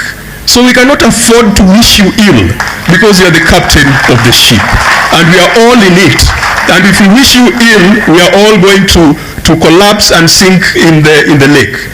Your Excellency, I want to conclude again by going to the Bible, and I'm reminded of a scripture in the book of Psalms that says the stone that the builders refused has become the chief cornerstone. Your Excellency, Raila is that stone, and we hope and we pray that he will become the chief cornerstone at the Africa Union. And we thank you for your commitment, we thank you for your friendship, we thank you for your support. There are many areas that we will agree on, but there will still be areas that we will disagree on. And that is the beauty of our democracy, that is the beauty of our political system, that the minority will have their say while the majority have their way. Thank you, and we welcome you to Homabay. Thank you very much, Senator, for that those wonderful remarks. I would like to recognize the Deputy Governor of Homabay County, Honorable His Excellency Joseph Oyugi Magwanga. Asante sana, na najua tuko na Deputy Governors wengi.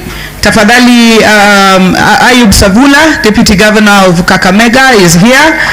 Bwana Kitezo, Deputy Governor of Vihiga, is also here. Let me recognize, and Deputy Governor of Bomet is also present here. Asanteni sana. And the Deputy Governor of Embu is also present here. Asanteni sana. I want to recognize, because I didn't see him on that line, Honorable Karoli Omondi, MP for Suba South. Tafadhali, asante sana. MP Jalango of Langata, asante sana. MP Senator Ojenda of Kisumu, asanteni sana. I want to recognize in a special way our Vice Chancellor of Tom Mboya University, Professor Chola. Professor, you have moved this university in a mere 6-7 years from a farmers training college into a world-class university that Tom Mboya is. We thank you, and I know you were supposed to make remarks, but because of time constraints, we will just recognize you and let you know that we immensely thank you for your support. Your Excellency, with your permission, I will invite a few of our partners here, very few, and they will make very, very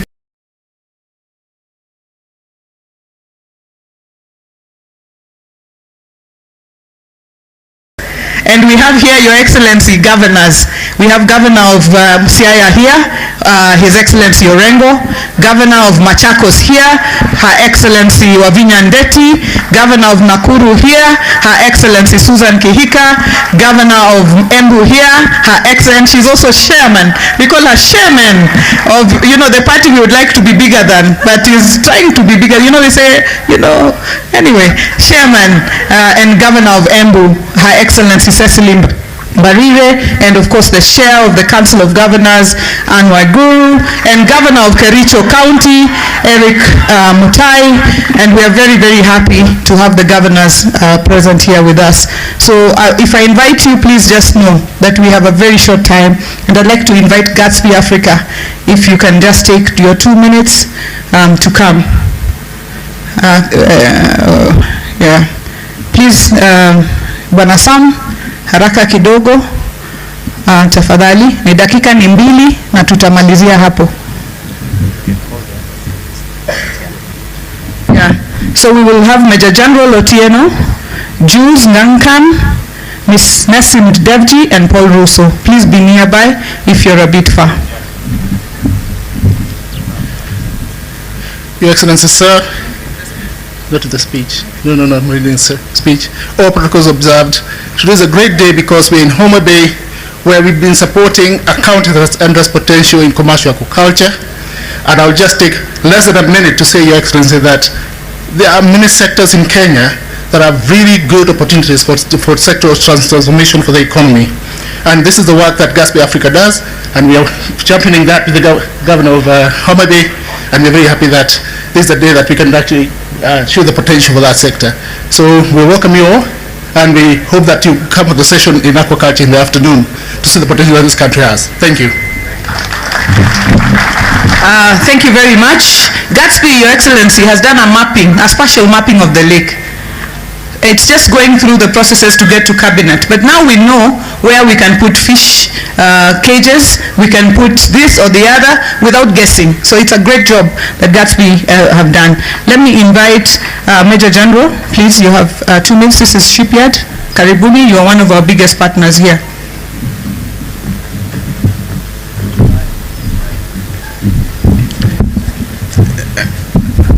In the interests of time, sir, the Kenya Shipyards Limited is focusing on the exploitation of the blue economy. We have provided the country with the capabilities that will allow us to focus on exploiting the blue economy. For Homabay, we have already started with developing the pier for them. We are also going to focus in terms of activating lake transportation. We have provided vessels that are safe, and I think, sir, they were demonstrated when you toured our shipyard. And moving forward, sir, there are other areas where we are going to engage with them, especially in terms of using the special economic zone to build capacities in terms of shipbuilding, in terms of even just economic transformation. We want to build skills so that Kenyans can be a seafaring nation. We want to thank you very much for your support, sir. The government has supported Kenya Shipyards Limited very well, and we're excited. Thank you. Thank you very much. As I use that opportunity to recognize our platinum sponsors, the County Pensions Fund. If you're here, please just rise up and wave. I know that Jose Akili is supposed to be here, but he's not around. But asanteni sana for working with counties as a pension fund that is reliable. Asanteni sana. And the Kenya Airports Authority, Caleb Kositan, you're the chair. We know that you're expanding Kabunde for us, and you're also a platinum partner in this conference. Asanteni sana. Your Excellency, the County Pensions Fund is working with the county government of Homabay to build for us the county headquarters with a stretched payment period. So this is the kind of agreement, because we do not have the money to pay, but they're working with us to do that. We really, really thank them. Jules Ngankam. Jules, please come. Come quickly. Jules is from the Africa Guarantee Fund. This is a big fund of millions of dollars that is going to support women across the globe, the small women traders, micro, small and medium enterprises. And that's why I told him to come and see the women, the real women. He's based outside Kenya, but Karibu Jules, 2 minutes. Thank you very much.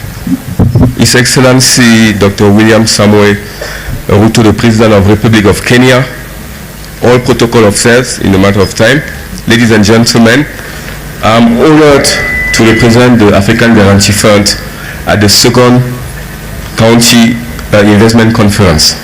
So I believe that this conference is coming at the right time, as the African country are still recovering from the consequence of the COVID pandemic and also the war in Ukraine.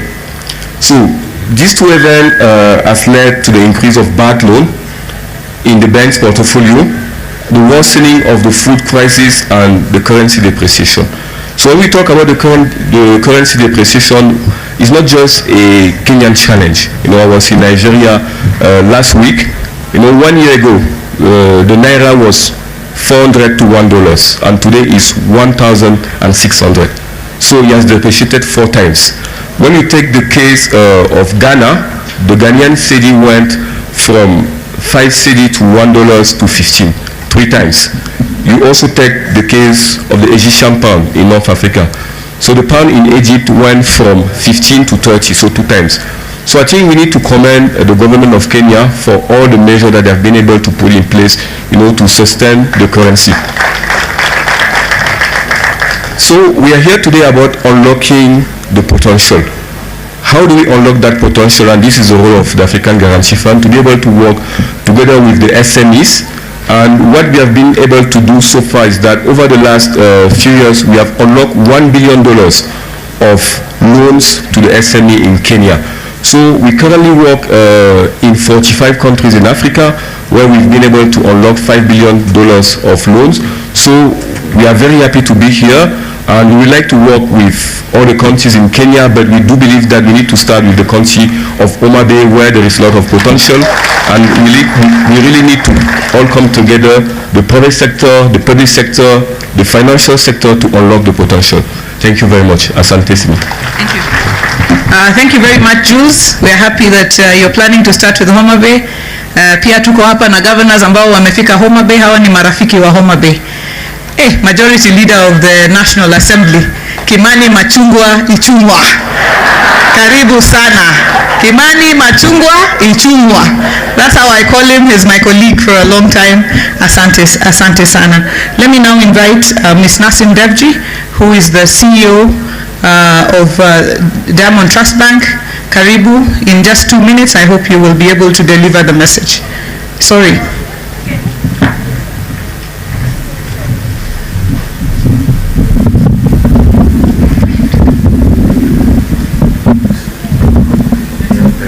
Two minutes.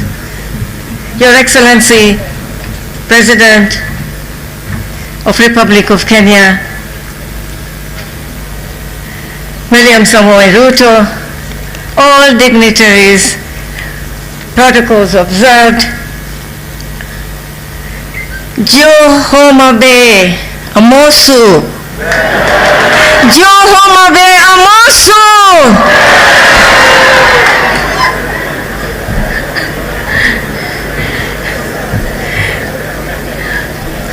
So 2 weeks ago, the governor of Homabay was at Diamond Trust Bank and came to discuss particularly the issues and the agenda of this particular conference.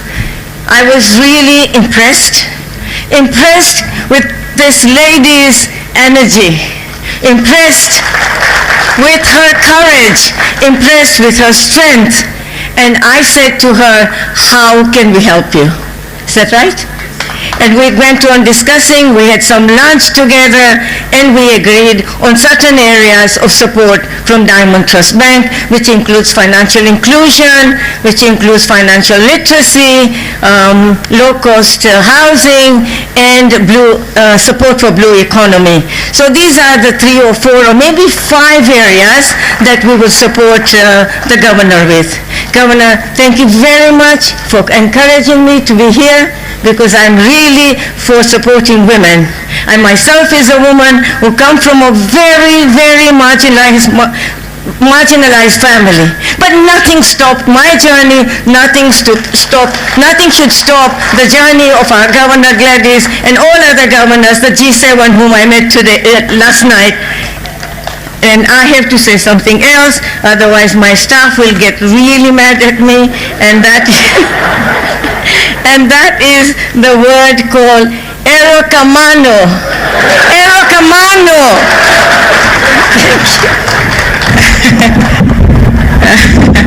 Thank you very much, Nassim, and I know your staff would be very upset because a large number of your senior staff are actually from Homabay.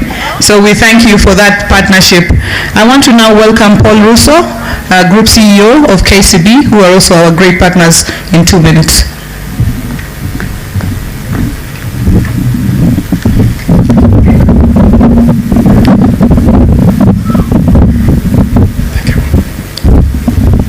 Your Excellency Dr. William Samoei Ruto, the President of the Republic of Kenya, all protocols observed, the Governor of Homabay, we truly thank you for the partnership. I think if I was to speak about KCB and financing, I'll waste a lot of time. But I think, Your Excellency, I want to say we're partnering with counties on 4 primary areas. One is the financing and all related financing conversations. But the second is on human capital, bringing our expertise to support counties to achieve their objective. The third, Your Excellency, is on technology, scaling up initiatives, whether it's in collections, but as well as enabling, counties and governments. And finally, Your Excellency, is partnership, which is what tells why we are here. When Governor Gladys reached out to me just after election, we mapped out what we can do to support Homabay County, and I'm glad that we've been part of this conversation. For everyone that is here, we're actually here looking for investors to enable the vision of Homabay County. And Your Excellency, you can be assured that KCB will be there to enable those visions. Thank you very much. Thank you very much, KCB, for your partnership, not just with Homabay, but with most of our counties. You work with us very well. Let me invite Dr. Ruto, not the President. Well, he's the President of the Chamber of Commerce. Dr. Eric Ruto, who's the President of the Chamber of Commerce. As he comes, allow me to recognize the CEO of the Council of Governors, Mary Mwiti. COG has worked hand in hand with us to make this conference a success. Asante sana.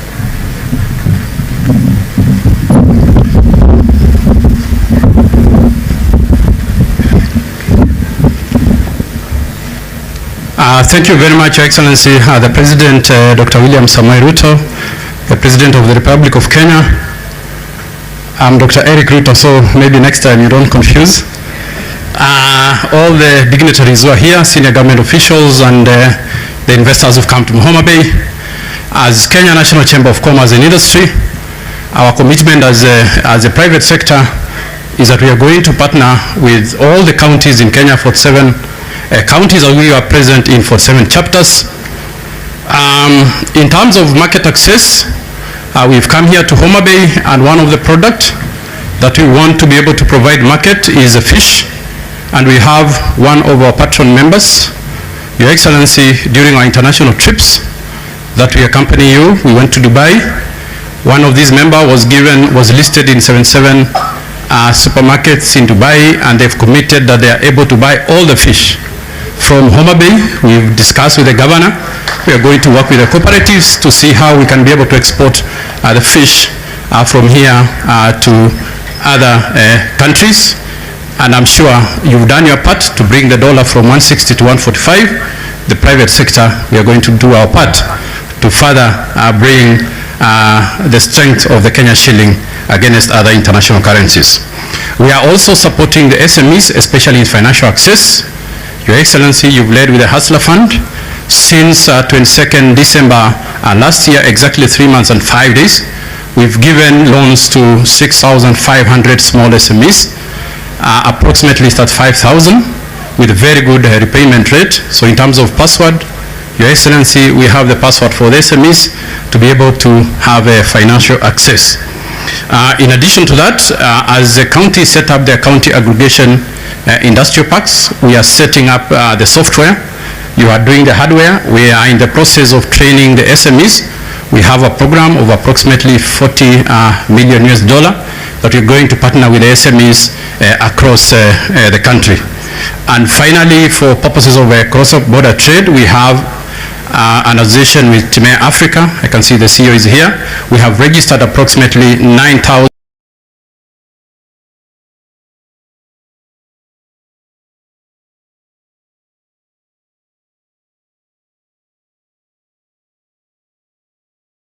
During weekends, we do like a grill. So people have to eat, have their bellies full to think a little bit faster when they are playing. You know, you have bragging rights in the hood. I'm like, my guy won the game.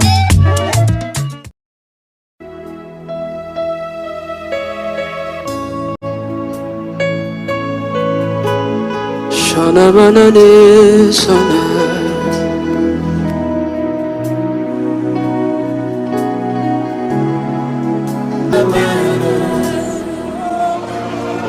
You are God, Elohim, Ancient of Days, reign, reign. There is none like you, Lord, Ancient of Days. Reign, reign. Oh, you are God. Elohim, Ancient of Days. Oh, reign, Lord, reign. For there is none like you, Lord. Ancient of Days, oh reign. Everybody sing it now, say you are God.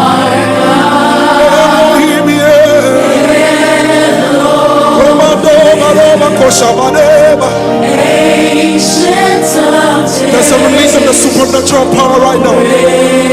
Oh, sing it again, you are God. You are God. Elohim. Ancient of Days. Everybody sing it. Say reign. Come on, sing it again. Say you are God. You are God. Say Elohim, yeah. Ancient of Days, yeah. Ancient of Days. Say reign. There is none, Jesus. I searched all over, there is none like you, Lord. Ancient of Days.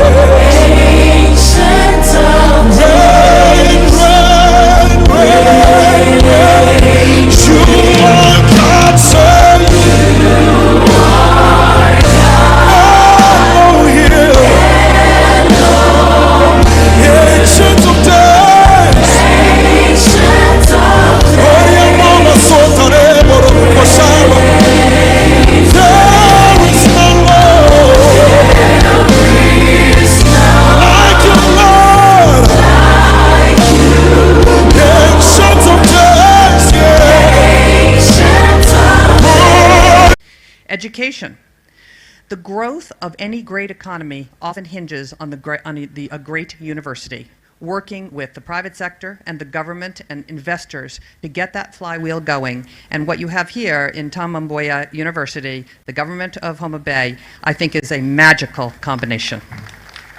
Tourism. I don't have to say much about tourism as the landscape and natural beauty speaks for itself.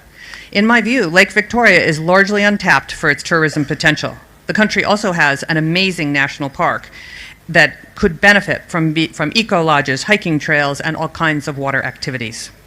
And finally, economic diversification and private sector growth. I want to draw your attention to some examples that I think illustrate the potential of Homabay. Gladys has outlined 3 priorities: agriculture and agribusiness, the health sector, and the blue economy. Let me just highlight 2. BT cotton. At its peak in the 1980s, Kenya produced 38,000 metric tons of cotton, annually supporting over 200,000 households and providing significant foreign exchange earnings. Currently, this has declined to just 2,000 metric tons. Global demand for cotton is growing exponentially, with the apparel industry moving to Kenya. And I think Homabay is well poised to spearhead the cotton renaissance here in Kenya. Those apparel companies need raw cotton to be milled and to be ginned and then milled so that vertical integration can take place in Kenya. The #1 reason apparel companies tell me they can't come is because you don't have cotton and you don't have your own fabric. I think Homabay is poised to make that happen. Second is the Cancer Research Center. Gladys's vision for the state-of-the-art cancer center will put Homabay on the map for advancing medical research, and the center will be a hub for all Western Kenya and countries sharing Lake Victoria. The work that the governor and this county has done on improving health of its citizens over the last decade is unparalleled, and you must build on that strength with a cancer center. And then finally is Victory Farms, aquaculture. Fish farming has been around for thousands of years, and the technologies and tools used today have not kept up with the times. However, since its inception in 2015, Victory Farms is innovating to change this dynamic, even using drones to manage water quality. Victory Farms has learned that pond color can infer future pond efficiency. So before there is some kind of a biological crash, Victory Farms is able to intervene and maintain top performance. With these advancements, I think the new name for aquaculture will be fish tech. And I think Homabay can be the fish tech capital of the entire world.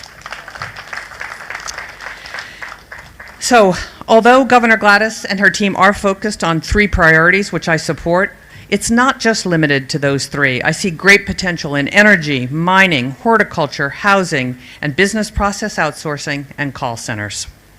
So to Gladys, I believe in your vision and I admire your focus. I know that you and your team have put hard work to identify the sectors that will be successful in Homabay. To the crowd here and to all investors, Kenya is open for business, Homabay is open for business, and this is the moment to ask if Homabay and Kenya is a possibility for you, and I can assure you that it is. The governor and her team would welcome you with open arms to this county of endless potential. And the U.S. Embassy is ready to do anything we can to support Homabay and support Kenya. Asante sana.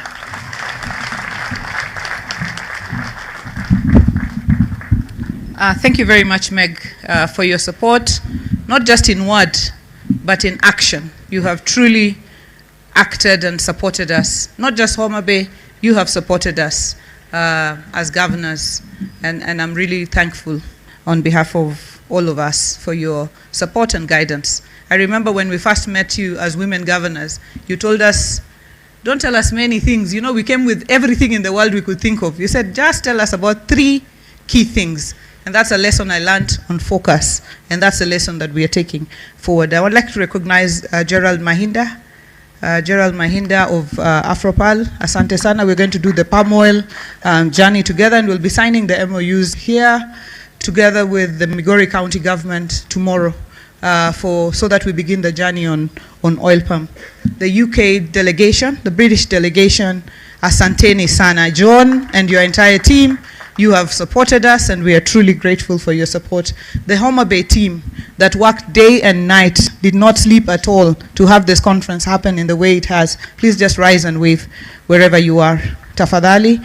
Asanteni sana. This team, led by the DG, mumefanya kazi kwa bidii, together with the Council of Governors team, and Ken Invest, who have also worked with us, and the Kenya Tourism Board, who have worked together with us to get this far. Your Excellency, we have now, between you and me, about 25 minutes. So if you allow me, I'm just going to use 5. And then the other one I will leave to CS Alfred Mutua, to also invite CS Mvuria and invite you. So we are not going to go beyond 1 minute beyond the 1 hour. We are that disciplined. So Your Excellency, allow me to really thank you for the work that you're doing together with us here in Homabay. The affordable housing program, today you don't have time, but it is nearly done. They are fixing the windows. Interestingly, the windows, to weld the windows and doors, the contract was given to a joint team of welders from Homabay County in totality, or Ugis, Mbita, everywhere. They came together and they saw a contract of 11 million for the first time in their lives. They are looking for money, so I'll be talking to Paul and Nasim and the others to advance them some credit so that they can do the windows, finish the windows, and this is what, you know, putting money really in the pockets of the people is about.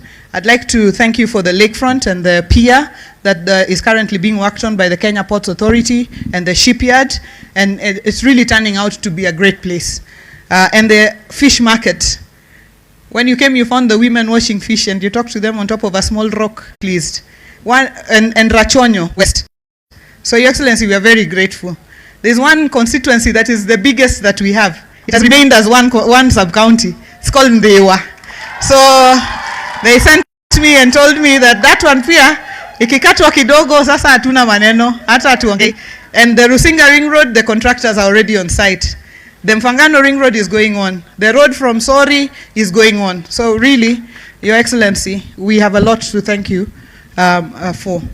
Sisi ni watu ya ODM tunapanga namna hii, lakini kama tumepangika hivi tunaendelea kusema asante hivyo.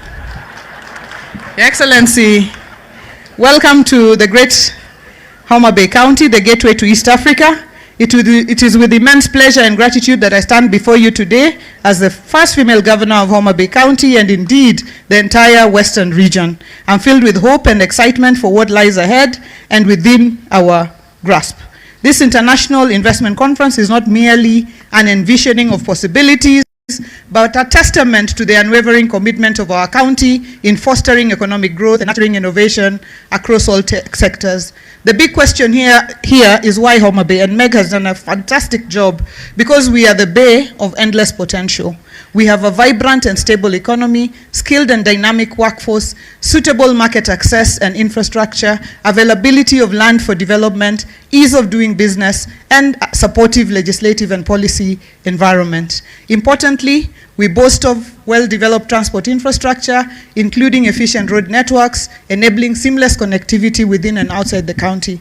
The establishment and operation of the Kabunde airstrip has further improved access to our great county. In Homabay, indeed, we no longer arrive, we land, Your Excellency. And I'm happy that Caleb is here because he's going to be expanding that runway so that bigger planes can come. Imagine the possibilities of investing in our agricultural sector, where innovative techniques and technologies can unlock greater yields and sustainable practices. Agriculture employs 74% of our local workforce, and it merely contributes about 25% to our gross county product. This presents an opportunity for greater investments to unlock labor, productivity, and profitability. Our CIDP has identified and prioritized a number of agricultural value chains, which are key in spurring our economic potential. We aim to revitalize cotton production. Your Excellency, we aim to be leaders in cotton production. We aim to produce 50% of the cotton produced in this country. How? We have registered 37,000 farmers on 42,000 acres. We, as a county, have bought 10 tons of seed, BT seed, for this season. costing about 50 million shillings. The government, Rivertex, together with industry, are also giving us another 10 tons. That makes it 20 tons. We can grow on about 20,000 acres this year. If the country grows on 60 or 70,000 acres, we will be going towards the 50% mark of cotton production in this country, Your Excellency. Na hao ni wao ni wakulima ambao wako hapa. They are registered on the Kiamis. We know them, where they are, how much land they have. It is not guesswork anymore because of the digitization of this sector. Our edible crop, oil crop variety includes sunflower, soya beans, groundnuts, and oil palm. And their anticipated production is 246,000 metric tons in 3 years. Tomorrow we will sign with Afropal our MOU together with Migori County, and we hope to move forward the oil palm discussion, Your Excellency. And sunflower, tumepata seed. We have it here, but we didn't want to distribute it in a hurry because we don't want to throw the seed to farmers we don't know. So I told my agriculture team, let our farmers, I want to seed them, and the acres that they want to put this thing on, so that we know where we are taking it. So Your Excellency, importantly, we have the potential of utilizing approximately 767,000 acres of land suitable for oil palm production. To achieve this, we seek to raise about $27 million, which we will do slowly together with our partners. Additionally, we are investing in sweet potatoes in Kabondo, Kasipul, as well as pineapples, which grow in Rangwe, Your Excellency. Aquaculture is a big area for us. We envision opportunities in our fisheries sector, with about 80% of Lake Victoria being in Homabay. When Gatsby has done the research, they have shown that 40% or 45% of production of aquaculture should be able to be done here in Homabay. Your Excellency, picture the potential of our tourism industry, where our pristine beaches, lush forests, vibrant cultural heritage can captivate the hearts of travelers from around the globe. Take a journey to our majestic Ruma National Park, where the rowan antelope is only found in Kenya, and the potential of sustainable flow of an upward of 5,500 tourists annually. Visit our iconic 16 islands of Rusinga, Mfangano, Sena, Ngode, Kiwa, among others, as well as the piers of Kindu, Homabay, Mbita. Indulge in the view of flamingos of Lake Simbi-Nyaima and its mythical volcanic lake. Your Excellency, from Kabunde to Mara Serena, exactly 2 hours driving. So tourists can actually come and even drive here, take a cruise ship from here, cruise to Siaya and Kisumu, and cruise back even to Mwanza, into the Serengeti, come back that way. Your Excellency, we are ready. We are in full gear towards operation of the Riwa Special Economic Zone. And I'd like to thank you for gazetting the Riwa Special Economic Zone here in Karachuonyo. And today you will be launching it officially for us within the remaining 25 minutes. You will be launching it officially for us.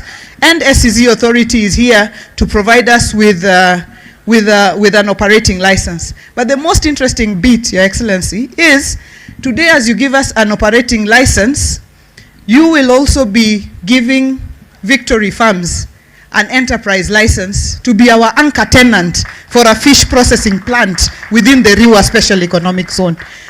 Victory have told me just 3 things. They've said they want, there's a bit of flooding problem there, so they want me to deal with that. And I think Raymond had spoken to NYS to get the tractors there to desilt the River Tende so that we can dike that river. They've also said they'd like some power.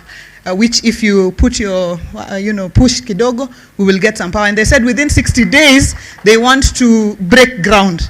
And if within 60 days we have not sorted, me and you, the problems there, they want to now just look for an easy place to set up. Your Excellency, 60 days, tupambane pamoja, tuone kama power can be there. The road I will do. They want the road raised, that one is on me. Electricity and desilting. That one I want to leave for you, so that you tuskumie. We are in full gear. I promise today we are not asking for many things. Just Riwa and Mashuja, just 2. Your Excellency, hata nimemaliza speech. Nisiongee sana. Wacha nisiongee kwa sababu dakika 5 imeisha. I would just like to tell our investors that we are in strong partnership. Homabay is ready. Homabay is open. We will facilitate you. We are corruption free. We don't want corruption here. If anybody tells you, give me something, for you to do ABC. Call me because my phone is always there. That is not allowed here. We do not want to do that to our investors. We want you to just come and invest. All we want is your investment. Land we are giving you. All we want is for you to invest so that these people of Homabay, these young men and women you see here, can get jobs, places to work. That is what we would like to achieve for our people. And Your Excellency, nikimalizia, jana tumeona kama mambo iko. You know, we would like, as Moses said, for His Excellency Right Honorable Raila Amolo Odinga, we support him fully for the African Union. And we thank you for your support and for pushing that for us. Asante sana, tunataka kusonga na hiyo mbele na tunashikana tu sisi vile nimekuambia kila siku. Mzee tuko nyuma yake tu fully like this. We look at him like this, where he's pointing we go, Your Excellency. So hiyo mkishika ukimsaidia hiyo, we are very grateful. Tunashukuru sana. So mimi yeah, tuna shida. Yeah, Your Excellency, we thank you. 20 minutes are left, and I'd like to invite CS Alfred Mutua to take over from here and invite CS Mburia, who will in turn invite His Excellency, who will be running back to the airport as soon as he gives his remarks. Asanteni sana na Mungu awabariki. Makofi kwa wageni wetu wote. Asanteni sana. God bless you.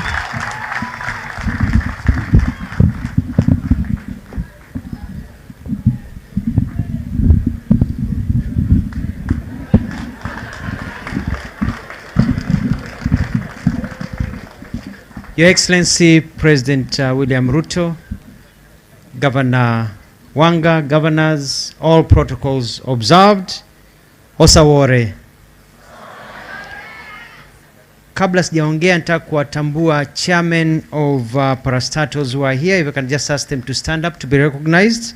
We've got a chairman of Rivertex, Dr. Langat, just stand where you are. Dr. Chanzu of National Housing Corporation, chairman of Italy, Daudi, chairman of Lake Victoria, chairman Kositani was recognized, and all the other chairman of parastatals, karibuni sana.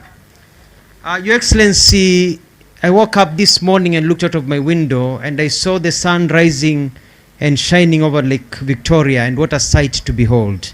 This is a beautiful county, an amazing county. I want to start by congratulating Mheshimiwa Wanga. This is great. As a two-term governor, you're on the right track. You're on the right track. And I want to tell the people of Homabay and also to yourself that kwamba mbele ber. Your Excellency, this region is ripe for tourism, and it will be part of what we are calling our Western Tourism Circuit. I want to speak a little bit about tourism. I'll soon be visiting this area, and I'll be meeting the governors to talk about tourism circuits. For a long time, we've only been selling the beach and the ocean, the beach and the wildlife, but there's so much to offer. I will meet all the 47 governors of the country and align. Your Excellency, there are so many hidden gems here that people don't know. I see my governor Wavina is here, and I know I'll recognize many. In Machakos, for example, we have a hill in Machakos whereby it's like this, but if you pour water, water does not go downhill, it goes uphill. If you put your car on neutral, the car rolls upwards. If you put a bottle, the bottle rolls upwards. Na sio kamuti? You know, it's like a magic hill. And so they've got all these tourism sites that we are going to include so that our people, our visitors have more than to see. I've been to many countries whereby you go and see very little. We have a lot to offer in our countries and many products to sell. Your Excellency, there's a beach here. We've started work on the beaches in Mombasa, in Malindi. We're building an aquarium in Mombasa. We're doing a lot of work at the coast. We want to also do a lot of work over here. Homabay, with the Lake Victoria, is ripe for investment. We are thinking of working together with the investors for a Lake Victoria cruise. We don't just have to want cruise ships coming to Mombasa. We're thinking about a Lake Victoria cruise. So we've got a cruise ship that starts maybe in Kisumu, goes all the way to Jinja, to Entebbe, to Mwanza, and bring people to Homabay so that they can spend their money here, go to Ruma National Park and see the animals that are here and spend money. The tourism numbers, Your Excellency, have gone up. I'm proud to report that at the end of December, we were at 1.95 million visitors. Currently, as we stand here, we've surpassed the 2 million mark. We are at 2.1 million visitors to our country. I'm estimating that we'll get 2.3 to 2.5 by June of this year and 3 million by the end of this year, or even more by 2027. We have a plan on how we are going to achieve it, and it is very, very possible. Your Excellency, as I come to conclusion, tourism is a very soft area for all of us. We can make a lot of money in tourism. I am talking about domestic tourism in as much as I'm talking about tourism from outside. I'm reorganizing Kenya Tourism Board so that we can market properly. Kenya Tourism Board has been marketing the same way for 20 years. We are changing how it's marketed. We are looking at halal tourism, medical tourism, cultural tourism, and many other areas. But for this to thrive, we don't just want visitors, we want value. We want people with a lot of money. And so what we are doing is that we are encouraging quality tourism. Governor Wanga, when visitors come here, people are going to Dubai, Singapore, and other places. Why? Because they are basic comforts. Every area, there are clean toilets, there are beautiful malls, there are good health centers. So we need to invest on the comforts that will bring and value tourism to our country. I'll be back to Homabay very soon so that we can continue. Investors, please, we only have 1 or 2 or 3 hotels here. This place is ripe for hotels. For some of us who know how the hotel industry works, and with Wanga giving free land, if you want to invest and make money, I call upon you, please come and invest for build hotels here in this area. And finally, I want to say that the sun has risen and is witnessing a new dawn in Kenya. Dreams are becoming a reality, and if you want to make money, then as Governor Whitman said, this country, under the leadership of William Ruto, is a place to be. Mbele iko sawa. I want to welcome my brother Mvurya Kumachache, alafu mwalike Mheshimiwa Rais. Shukran.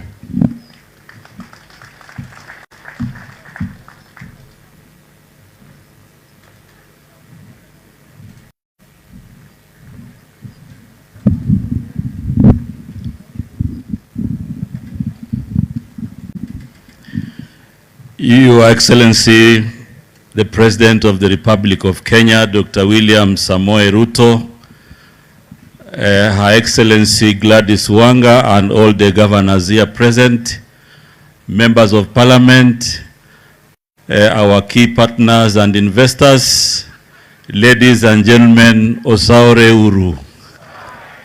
Osaore Uru. Erokamano. Your Excellency, I will be very brief, but before I say 1 or 2 things, I want to recognize the presence of our government spokesman, Honorable Mwaura, is also in the midst. Your Excellency, I want first of all to congratulate the Governor of Homabay for putting in a great investment conference, which is really inspiring and also showing that devolution is the way to go. Your Excellency, I know you are pressed with the time, but I want to also appreciate your commitment to foster the relations between the 2 levels of government, and I want to assure you that in the cabinet, on behalf of my colleagues and all the PSS, we will endeavor to support you to make sure that we continuously grow the partnership between counties and the national government. Your Excellency, more particularly Homabay County is a very potential county in terms of blue economy and maritime affairs. And just to give a synopsis, you know, 86,000 metric tons of fish in the last 1 year, 58% came from Homabay County. And because, Your Excellency, I will have an opportunity to come back I only want to assure you that the directions you gave to make sure that we do infrastructure in the Indian Ocean and Lake Victoria, we are on course. We have mobilized all our partners to ensure that we make that a reality. And therefore, Your Excellency, on matters maritime, you had directed the shipyard and the ministry to work together. And I'm sure when you went to see the exhibition, you already saw that something is happening. So, Your Excellency, I only want to assure you that the decision to make blue economy a standalone, we will work together with everybody to make sure that we inspire the potential of blue economy in our country, and will involve all the 47 counties. So, Your Excellency, without much ado, I wish to ask everybody to rise so that we can welcome His Excellency to make his remarks. Karibu sana, Your Excellency.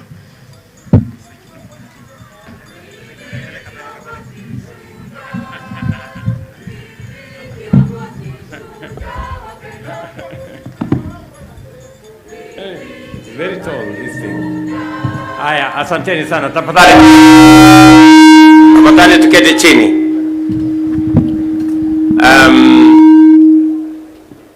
My sister, Governor Gladys Wanga, the Governor of Homabay, ministers present, Ambassador Wickman, governors who are present here, na watu wote wa Homabay, hamjambo.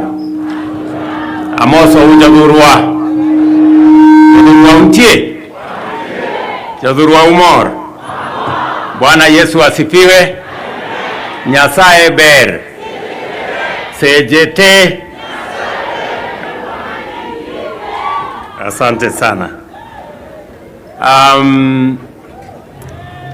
I am delighted to join you all at this very special, highly appropriate and impressively organized event, which is inspired by the necessity to transform devolution beyond governance and sharing of resources into public service, the incubation of opportunity, facilitation of radical economic revival, and the enabling of prosperity at the grassroots.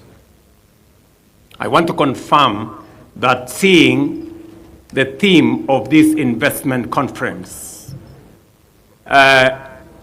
unlocking the bay of endless potential, that we will not only be talking about endless potential, we will move potential to opportunity, and we will move opportunity to investment.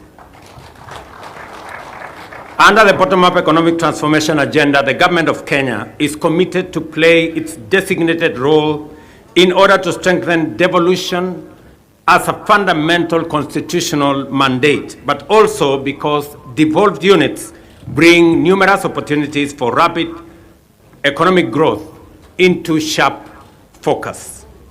Further, our value chain approach to implementing better relies on strategic interventions to enhance or unlock productivity in sectors and industries at every county.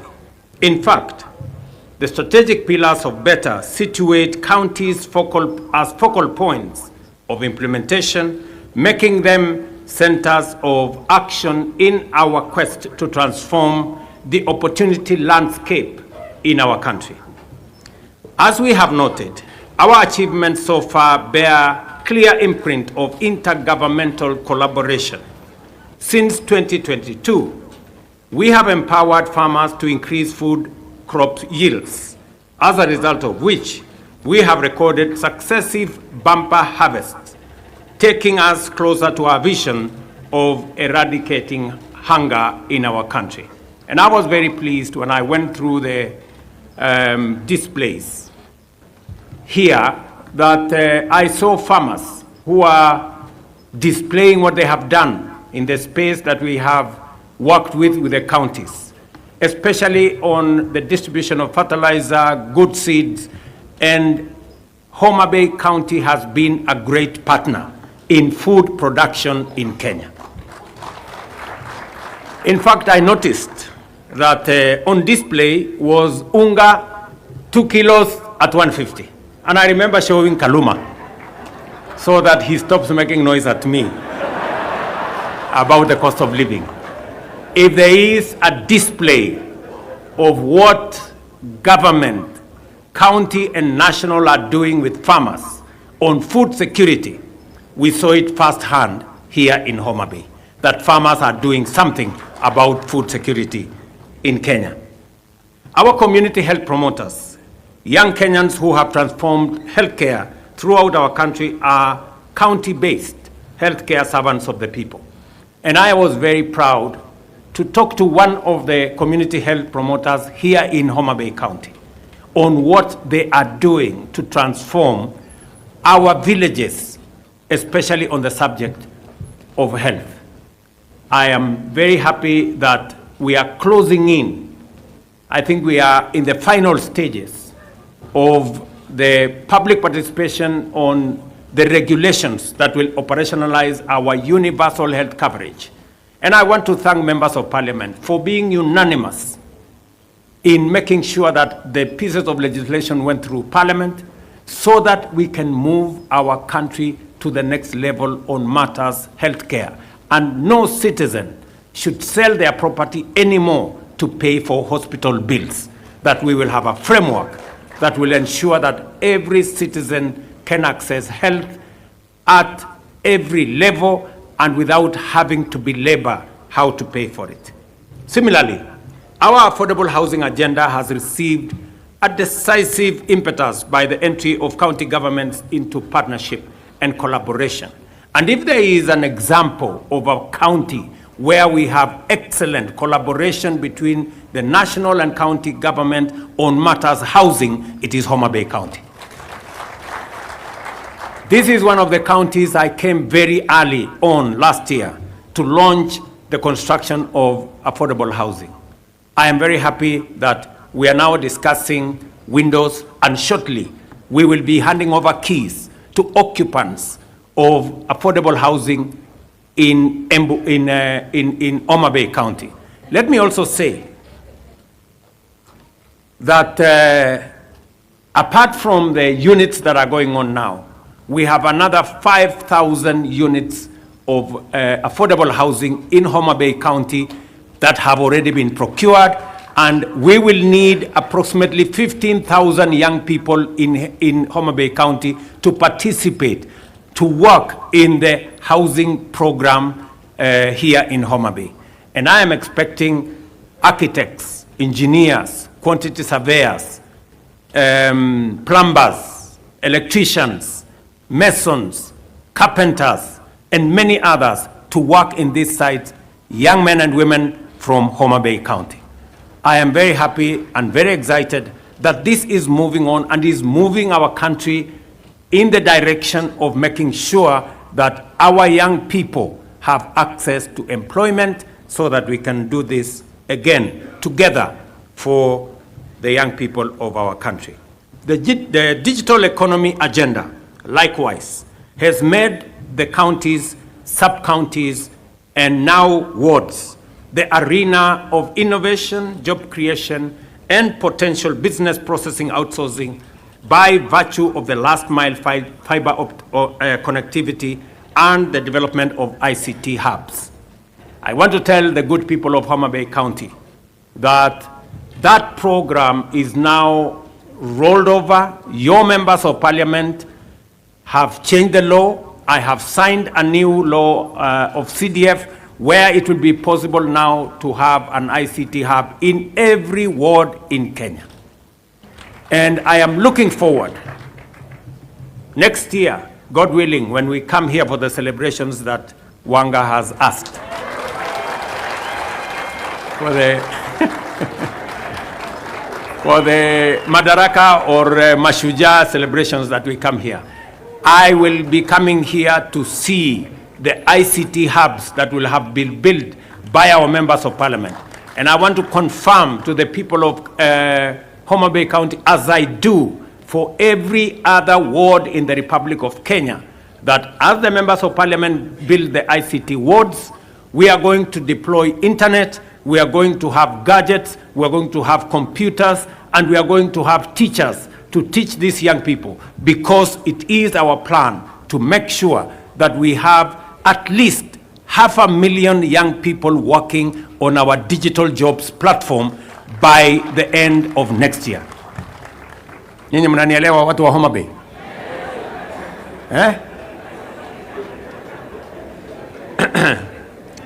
Na mimi nashukuru kwa sababu wabunge wetu wako hapa. Unajua nimekuja Homabay mara nyingi, lakini wamekuwa wakinihepa. Lakini leo nimewapata. Si ndio? Na nilikuwa nashangaa sasa hii Homabay, mimi nimekuja tukafanya mambo ya soko hapa. Mimi nikakuja tena, nikakuja mambo ya paya, nikawaambia tutajenga paya. Nikakuja nikawaambia tutajenga fish market. Si ni kweli? Nikakuja nikawaambia tutafanya affordable housing. Na hiyo mambo yote inaendelea ama haiendelei? Ilikuwa ni story ama ni ukweli? Si mambo iko hapa inaendelea?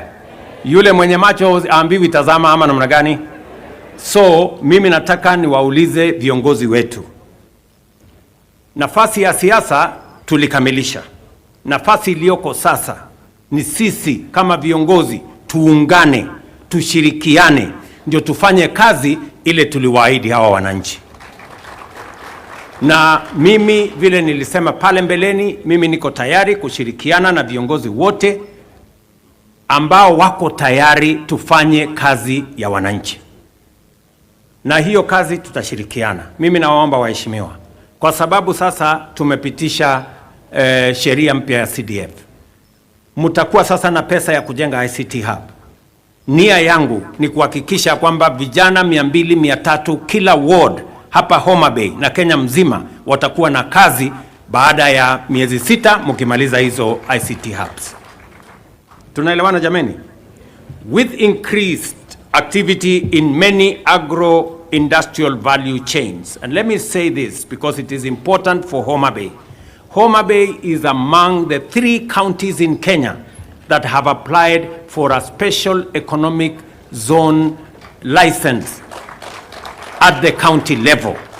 And I want to congratulate my dear sister Gladys Wanga for being among the 3 governors who have given us land. We have gazetted, and I would be very happy and very proud today to hand over the license, and also that we are going to have an operator's license by Victory Farms to begin to operationalize that facility. We are not only doing that in Homabay County. We have another 6 special economic zones across Kenya. We are deploying the first 3 billion shillings to build those 6. We are going to work with Homabay County also on the special economic zone here in Ndiwa. Sinamna hiyo? Karachuonyo, hapa Karachuonyo. Sawa sawa. So that particular special economic zone, she has requested that she wants electricity. I will make sure that in the next 2 weeks there will be electricity. Na hiyo maneno ingine amesema yeye atafanya. Sinamna hiyo?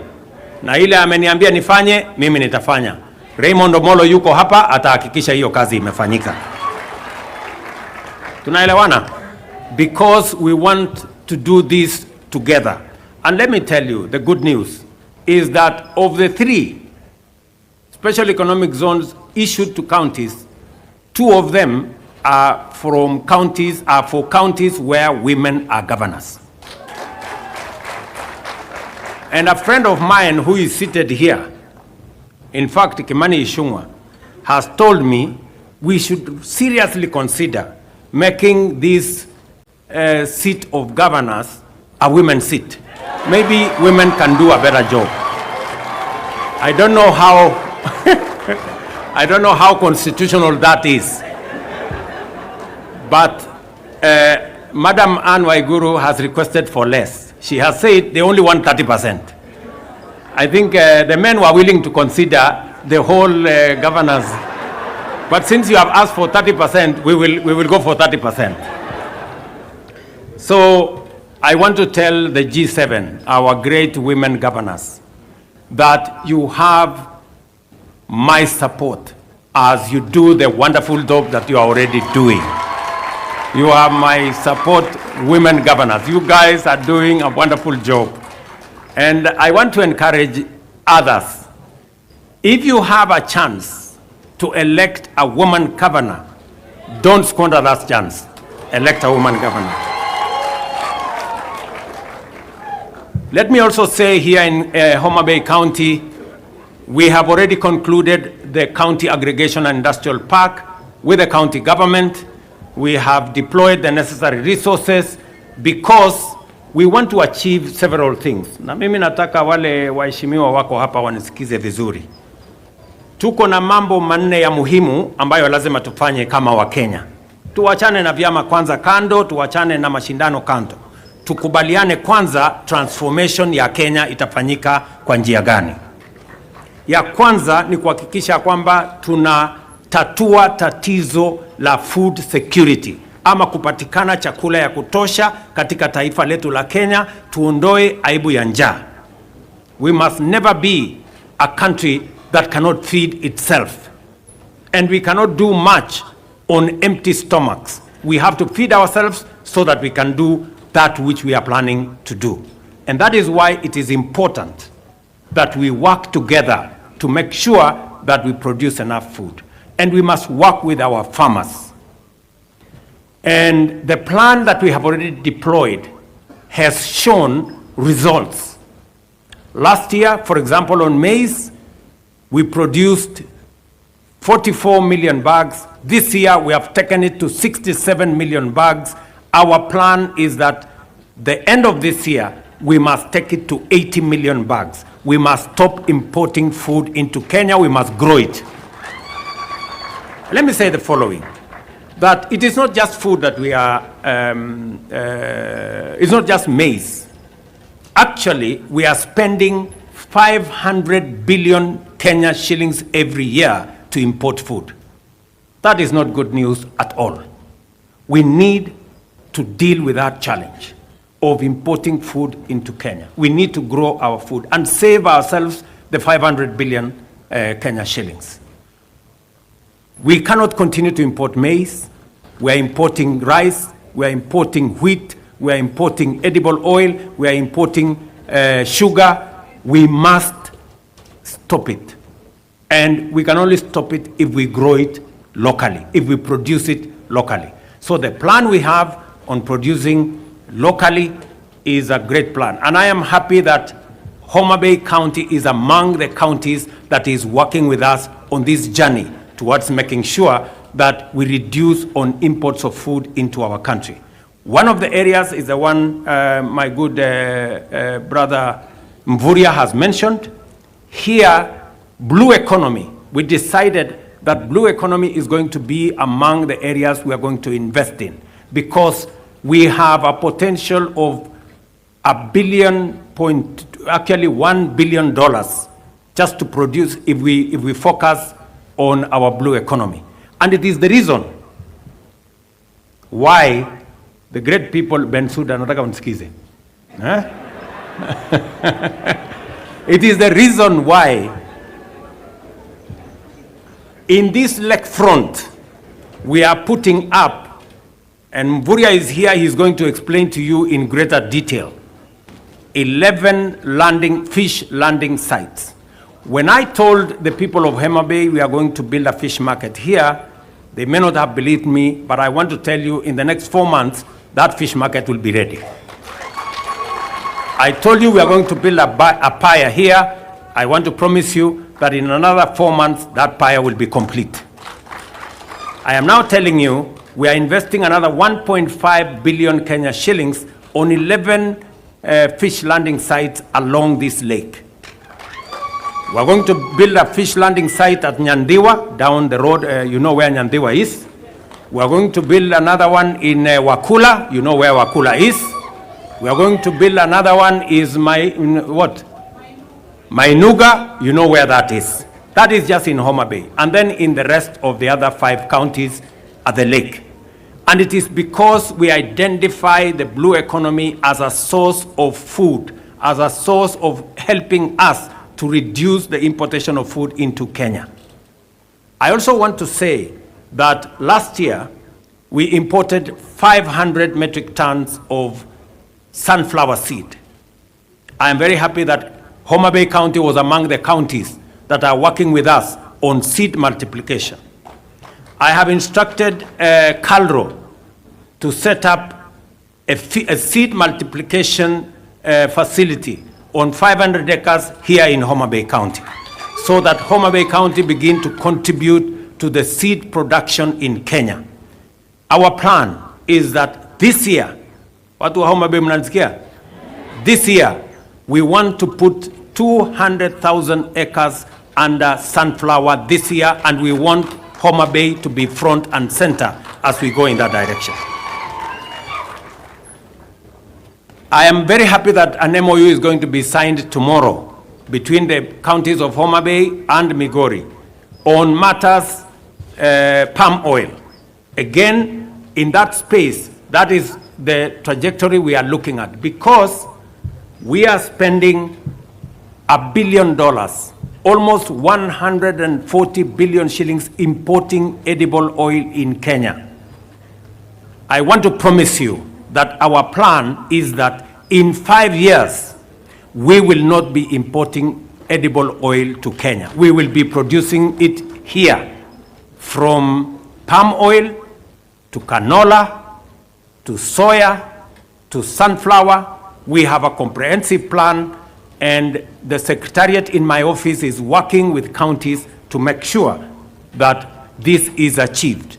And my staff from that secretariat, I'm sure they are in this forum. Kuna watu wa kutoka pets from here?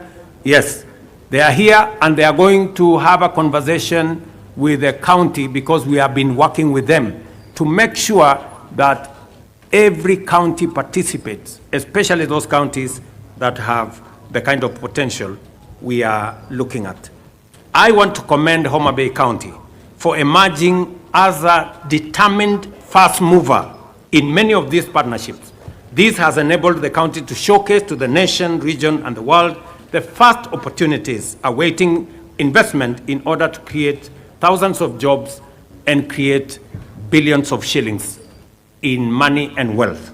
Apart from demonstrating the effective leadership, that effective leadership can transcend the politics of the day, Homabay has opened the eyes of our nation to the splendor and bounty that Homabay is endowed with.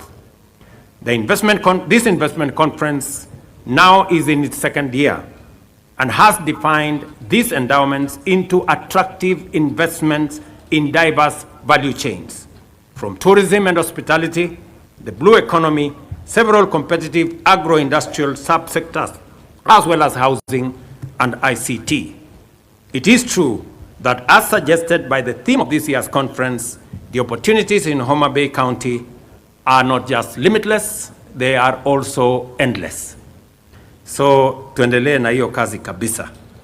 From the meticulous showcasing of bankable investment opportunities in a broad range of value chains to the evident surge in industrial and economic activity throughout the country, as well as the international engagement with partners at all levels of the public and private sector, locally and abroad, Homabay is taking undeniable and unstoppable steps to emerge as our nation's and region's center of vigorous economic activity. And I want to commend the people of the county of Homabay. You won the Hustler Cup this year. Was it last year? The end of last year. You have demonstrated that you love your county. And I want to ask the people of Homabay County, support your government. Support the county government of Homabay. I am very happy that Gladys is walking in the steps of true leadership. She found revenue to this county at 195, she just told me, 195 million shillings. She has pushed that revenue last year to 650 million. She tells me she's already passed 600 million and she's targeting 1 billion shillings this year. Because she knows without revenue, without collecting revenue, she cannot achieve the targets that Homabay County and the aspirations of the people of Homabay County want out of her. So it is also important for us as a nation to know that we cannot grow our country through accumulation of debt. We are going to grow our country by raising our revenues the way Homabay County is doing. So wale watu wananiuliza maswali mingi, wakuja wasome kutoka kwa Gladys. Sivyo? Naona Kaluma hapo ame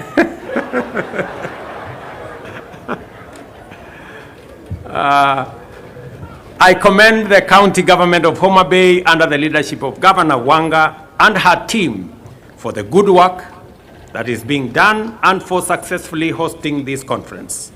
I am particularly encouraged by your proactive attitude to opportunities for development, and I urge you to keep up the leadership, teamwork, and drive in order to deliver for the people of Homabay, because when Homabay wins, Kenya wins. I encourage all investors to move with confidence and engage with the opportunities presented by the county in this conference.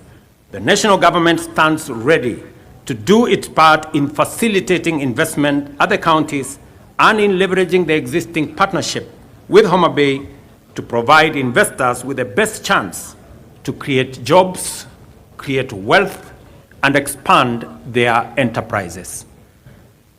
I am very confident that the more we do this together, the better our country will be. We must all understand, the people of Homabay must understand that each and every person has a contribution to make for Homabay to be a great county. And it is the same. Each and every Kenyan has a contribution to make for us to be the great country that we all want Kenya to be. And therefore, it takes commitment, it takes sacrifice, it takes hard work, it takes working together, collaboration, unity, and pulling together for us to take our country to the next level. I want to tell Kenya from Homabay that we have a great country. It is our duty, it is our responsibility to make it greater. And each and every one of us has a contribution to make. I want to ask leaders, those of us who have the privilege to be leaders in Kenya. We are not necessarily the best. It's just that we have an opportunity. Let us work together. Let us build the spirit of unity together. Let us forge what will make this country a better country for all of us. As we discuss the opportunities in Homabay, we will be discussing the opportunities in all the other 47 counties, and they are immense.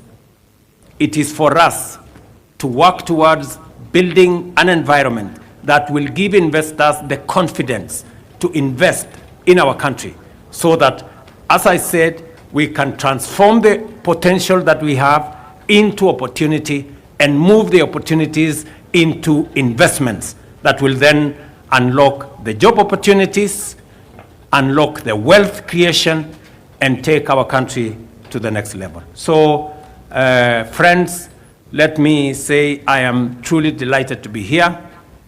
I am sorry I would have come earlier. I tried to excuse myself from coming to Homabay this time, but it was not possible. You know how difficult it is to say no to Gladys. And so she made sure that she called everybody around me and I didn't have peace. So I just had to come. So because I have another engagement, I will not be in a position to take long and to be here.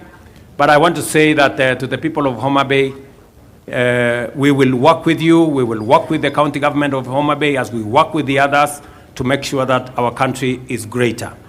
When I came for the campaigns, I slept here. I am probably the only presidential candidate in independent Kenya who does not come from this region, who came and campaigned and slept in Homabay. And there are things I told you guys, and you thought it was a joke. Now you can see it is not a joke. Sindio? Niliwaambia tutapanga maneno kabisa na hakuna mtu atakuwa loser kwa hii kitu. Tutapanga ndio kila mtu apate kasehemu kidogo ndio tuende mbele. Sindio? Si nilisema pale kwa soko. Amuku niamini siku hiyo, lakini sasa maneno inaendelea namna hiyo. So na tunaomba Mungu ikae namna hiyo.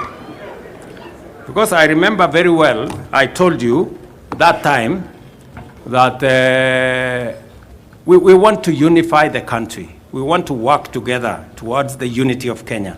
And that is important to all of us, you know, and there is space for all of us in Kenya. You do not win by making others lose. We want a win-win outcome for all of us. We all want to be winners because those in the opposition must mean well for Kenya. Those in government must mean well for Kenya. But there are no citizens who are in the opposition or Kenyans who are in the other side. It is only these leaders who have a job to do something in parliament. But all Kenyans are on the same side. We belong to one nation and we have one goal to make Kenya a great country that we can bequeath to our children who will come after us. So watu wa Homabay, asanteni sana. Mimi nimefurahi kufika hapa. Mutanisamehe sitakuwa na nyinyi muda mrefu, lakini vile tumekubaliana tutakuja hapa mwaka ujao kwa mambo ya mashujaa, alafu hiyo mambo ingine tutasema wakati huo. So asanteni sana. Mungu awabariki. Tunawapenda sana na tutarudi wakati huo mwingine. Thank you very much and God bless you. Tumpongeze Rais tafadhali. And the other manenos we will talk in another forum. I think we can do Your Excellency the President, welcome to now officially open the Riwa Special Economic Zone. And you'll allow me to count you down by 5, 4, 3, 2, 1, then you shall press the buzzer. So in 5, 4, 3, 2, and press it. And with that, we now have the Riwa Special Economic Zone officially open. Your Excellency, we also have some certificates here. If I can kindly request that we move to the middle so that we have a good picture. The first certificate is one going to the governor, the two of them, Your Excellency, to present to the governor. And the second one, if I can call the person representing Victory Farms, which is the anchor investor that is going to be taking place.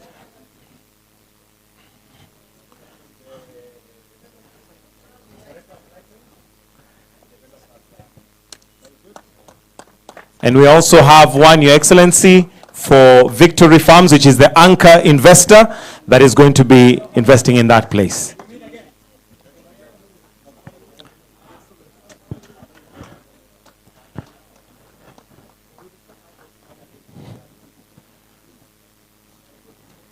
And with that, Your Excellency, we have a gift from Homabay County.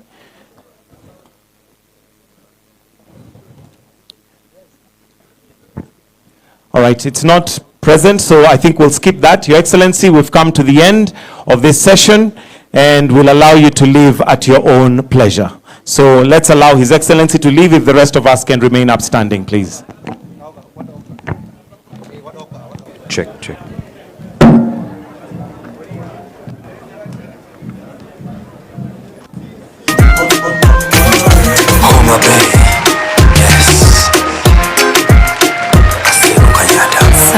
On the beat. Karibuni home, karibuni home, karibuni home,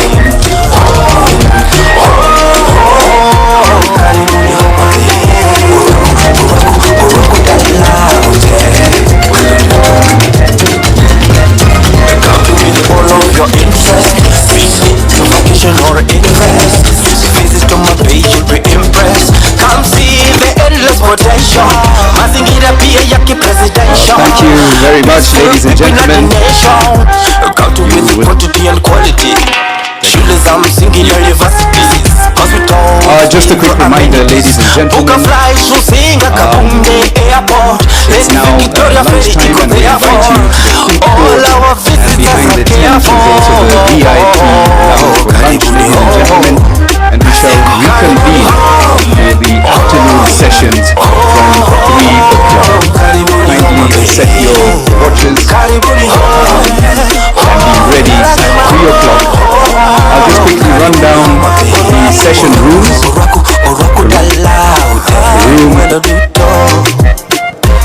Room County of values and culture. Barabara nyororo infrastructure. Samaki mifugo agriculture. Wildlife from a national park. Homabay beautiful in every part. Simiyaima storytell. Yamungo still in Homabay. Labor boys and expert. Homa Hill. Hot Springs. Rajwanyogochia. Lawe Valley. Vegesides. Quasi Hills. Breathtaking island of Wanga. Picha uko ng'ambo. Kakawili Waisans kwa mfano. Basi karibuni. Karibuni. Homabay County, investing in diversity of culture, nature, and sustainable tourism. And in room 5 to the left, which as you see, room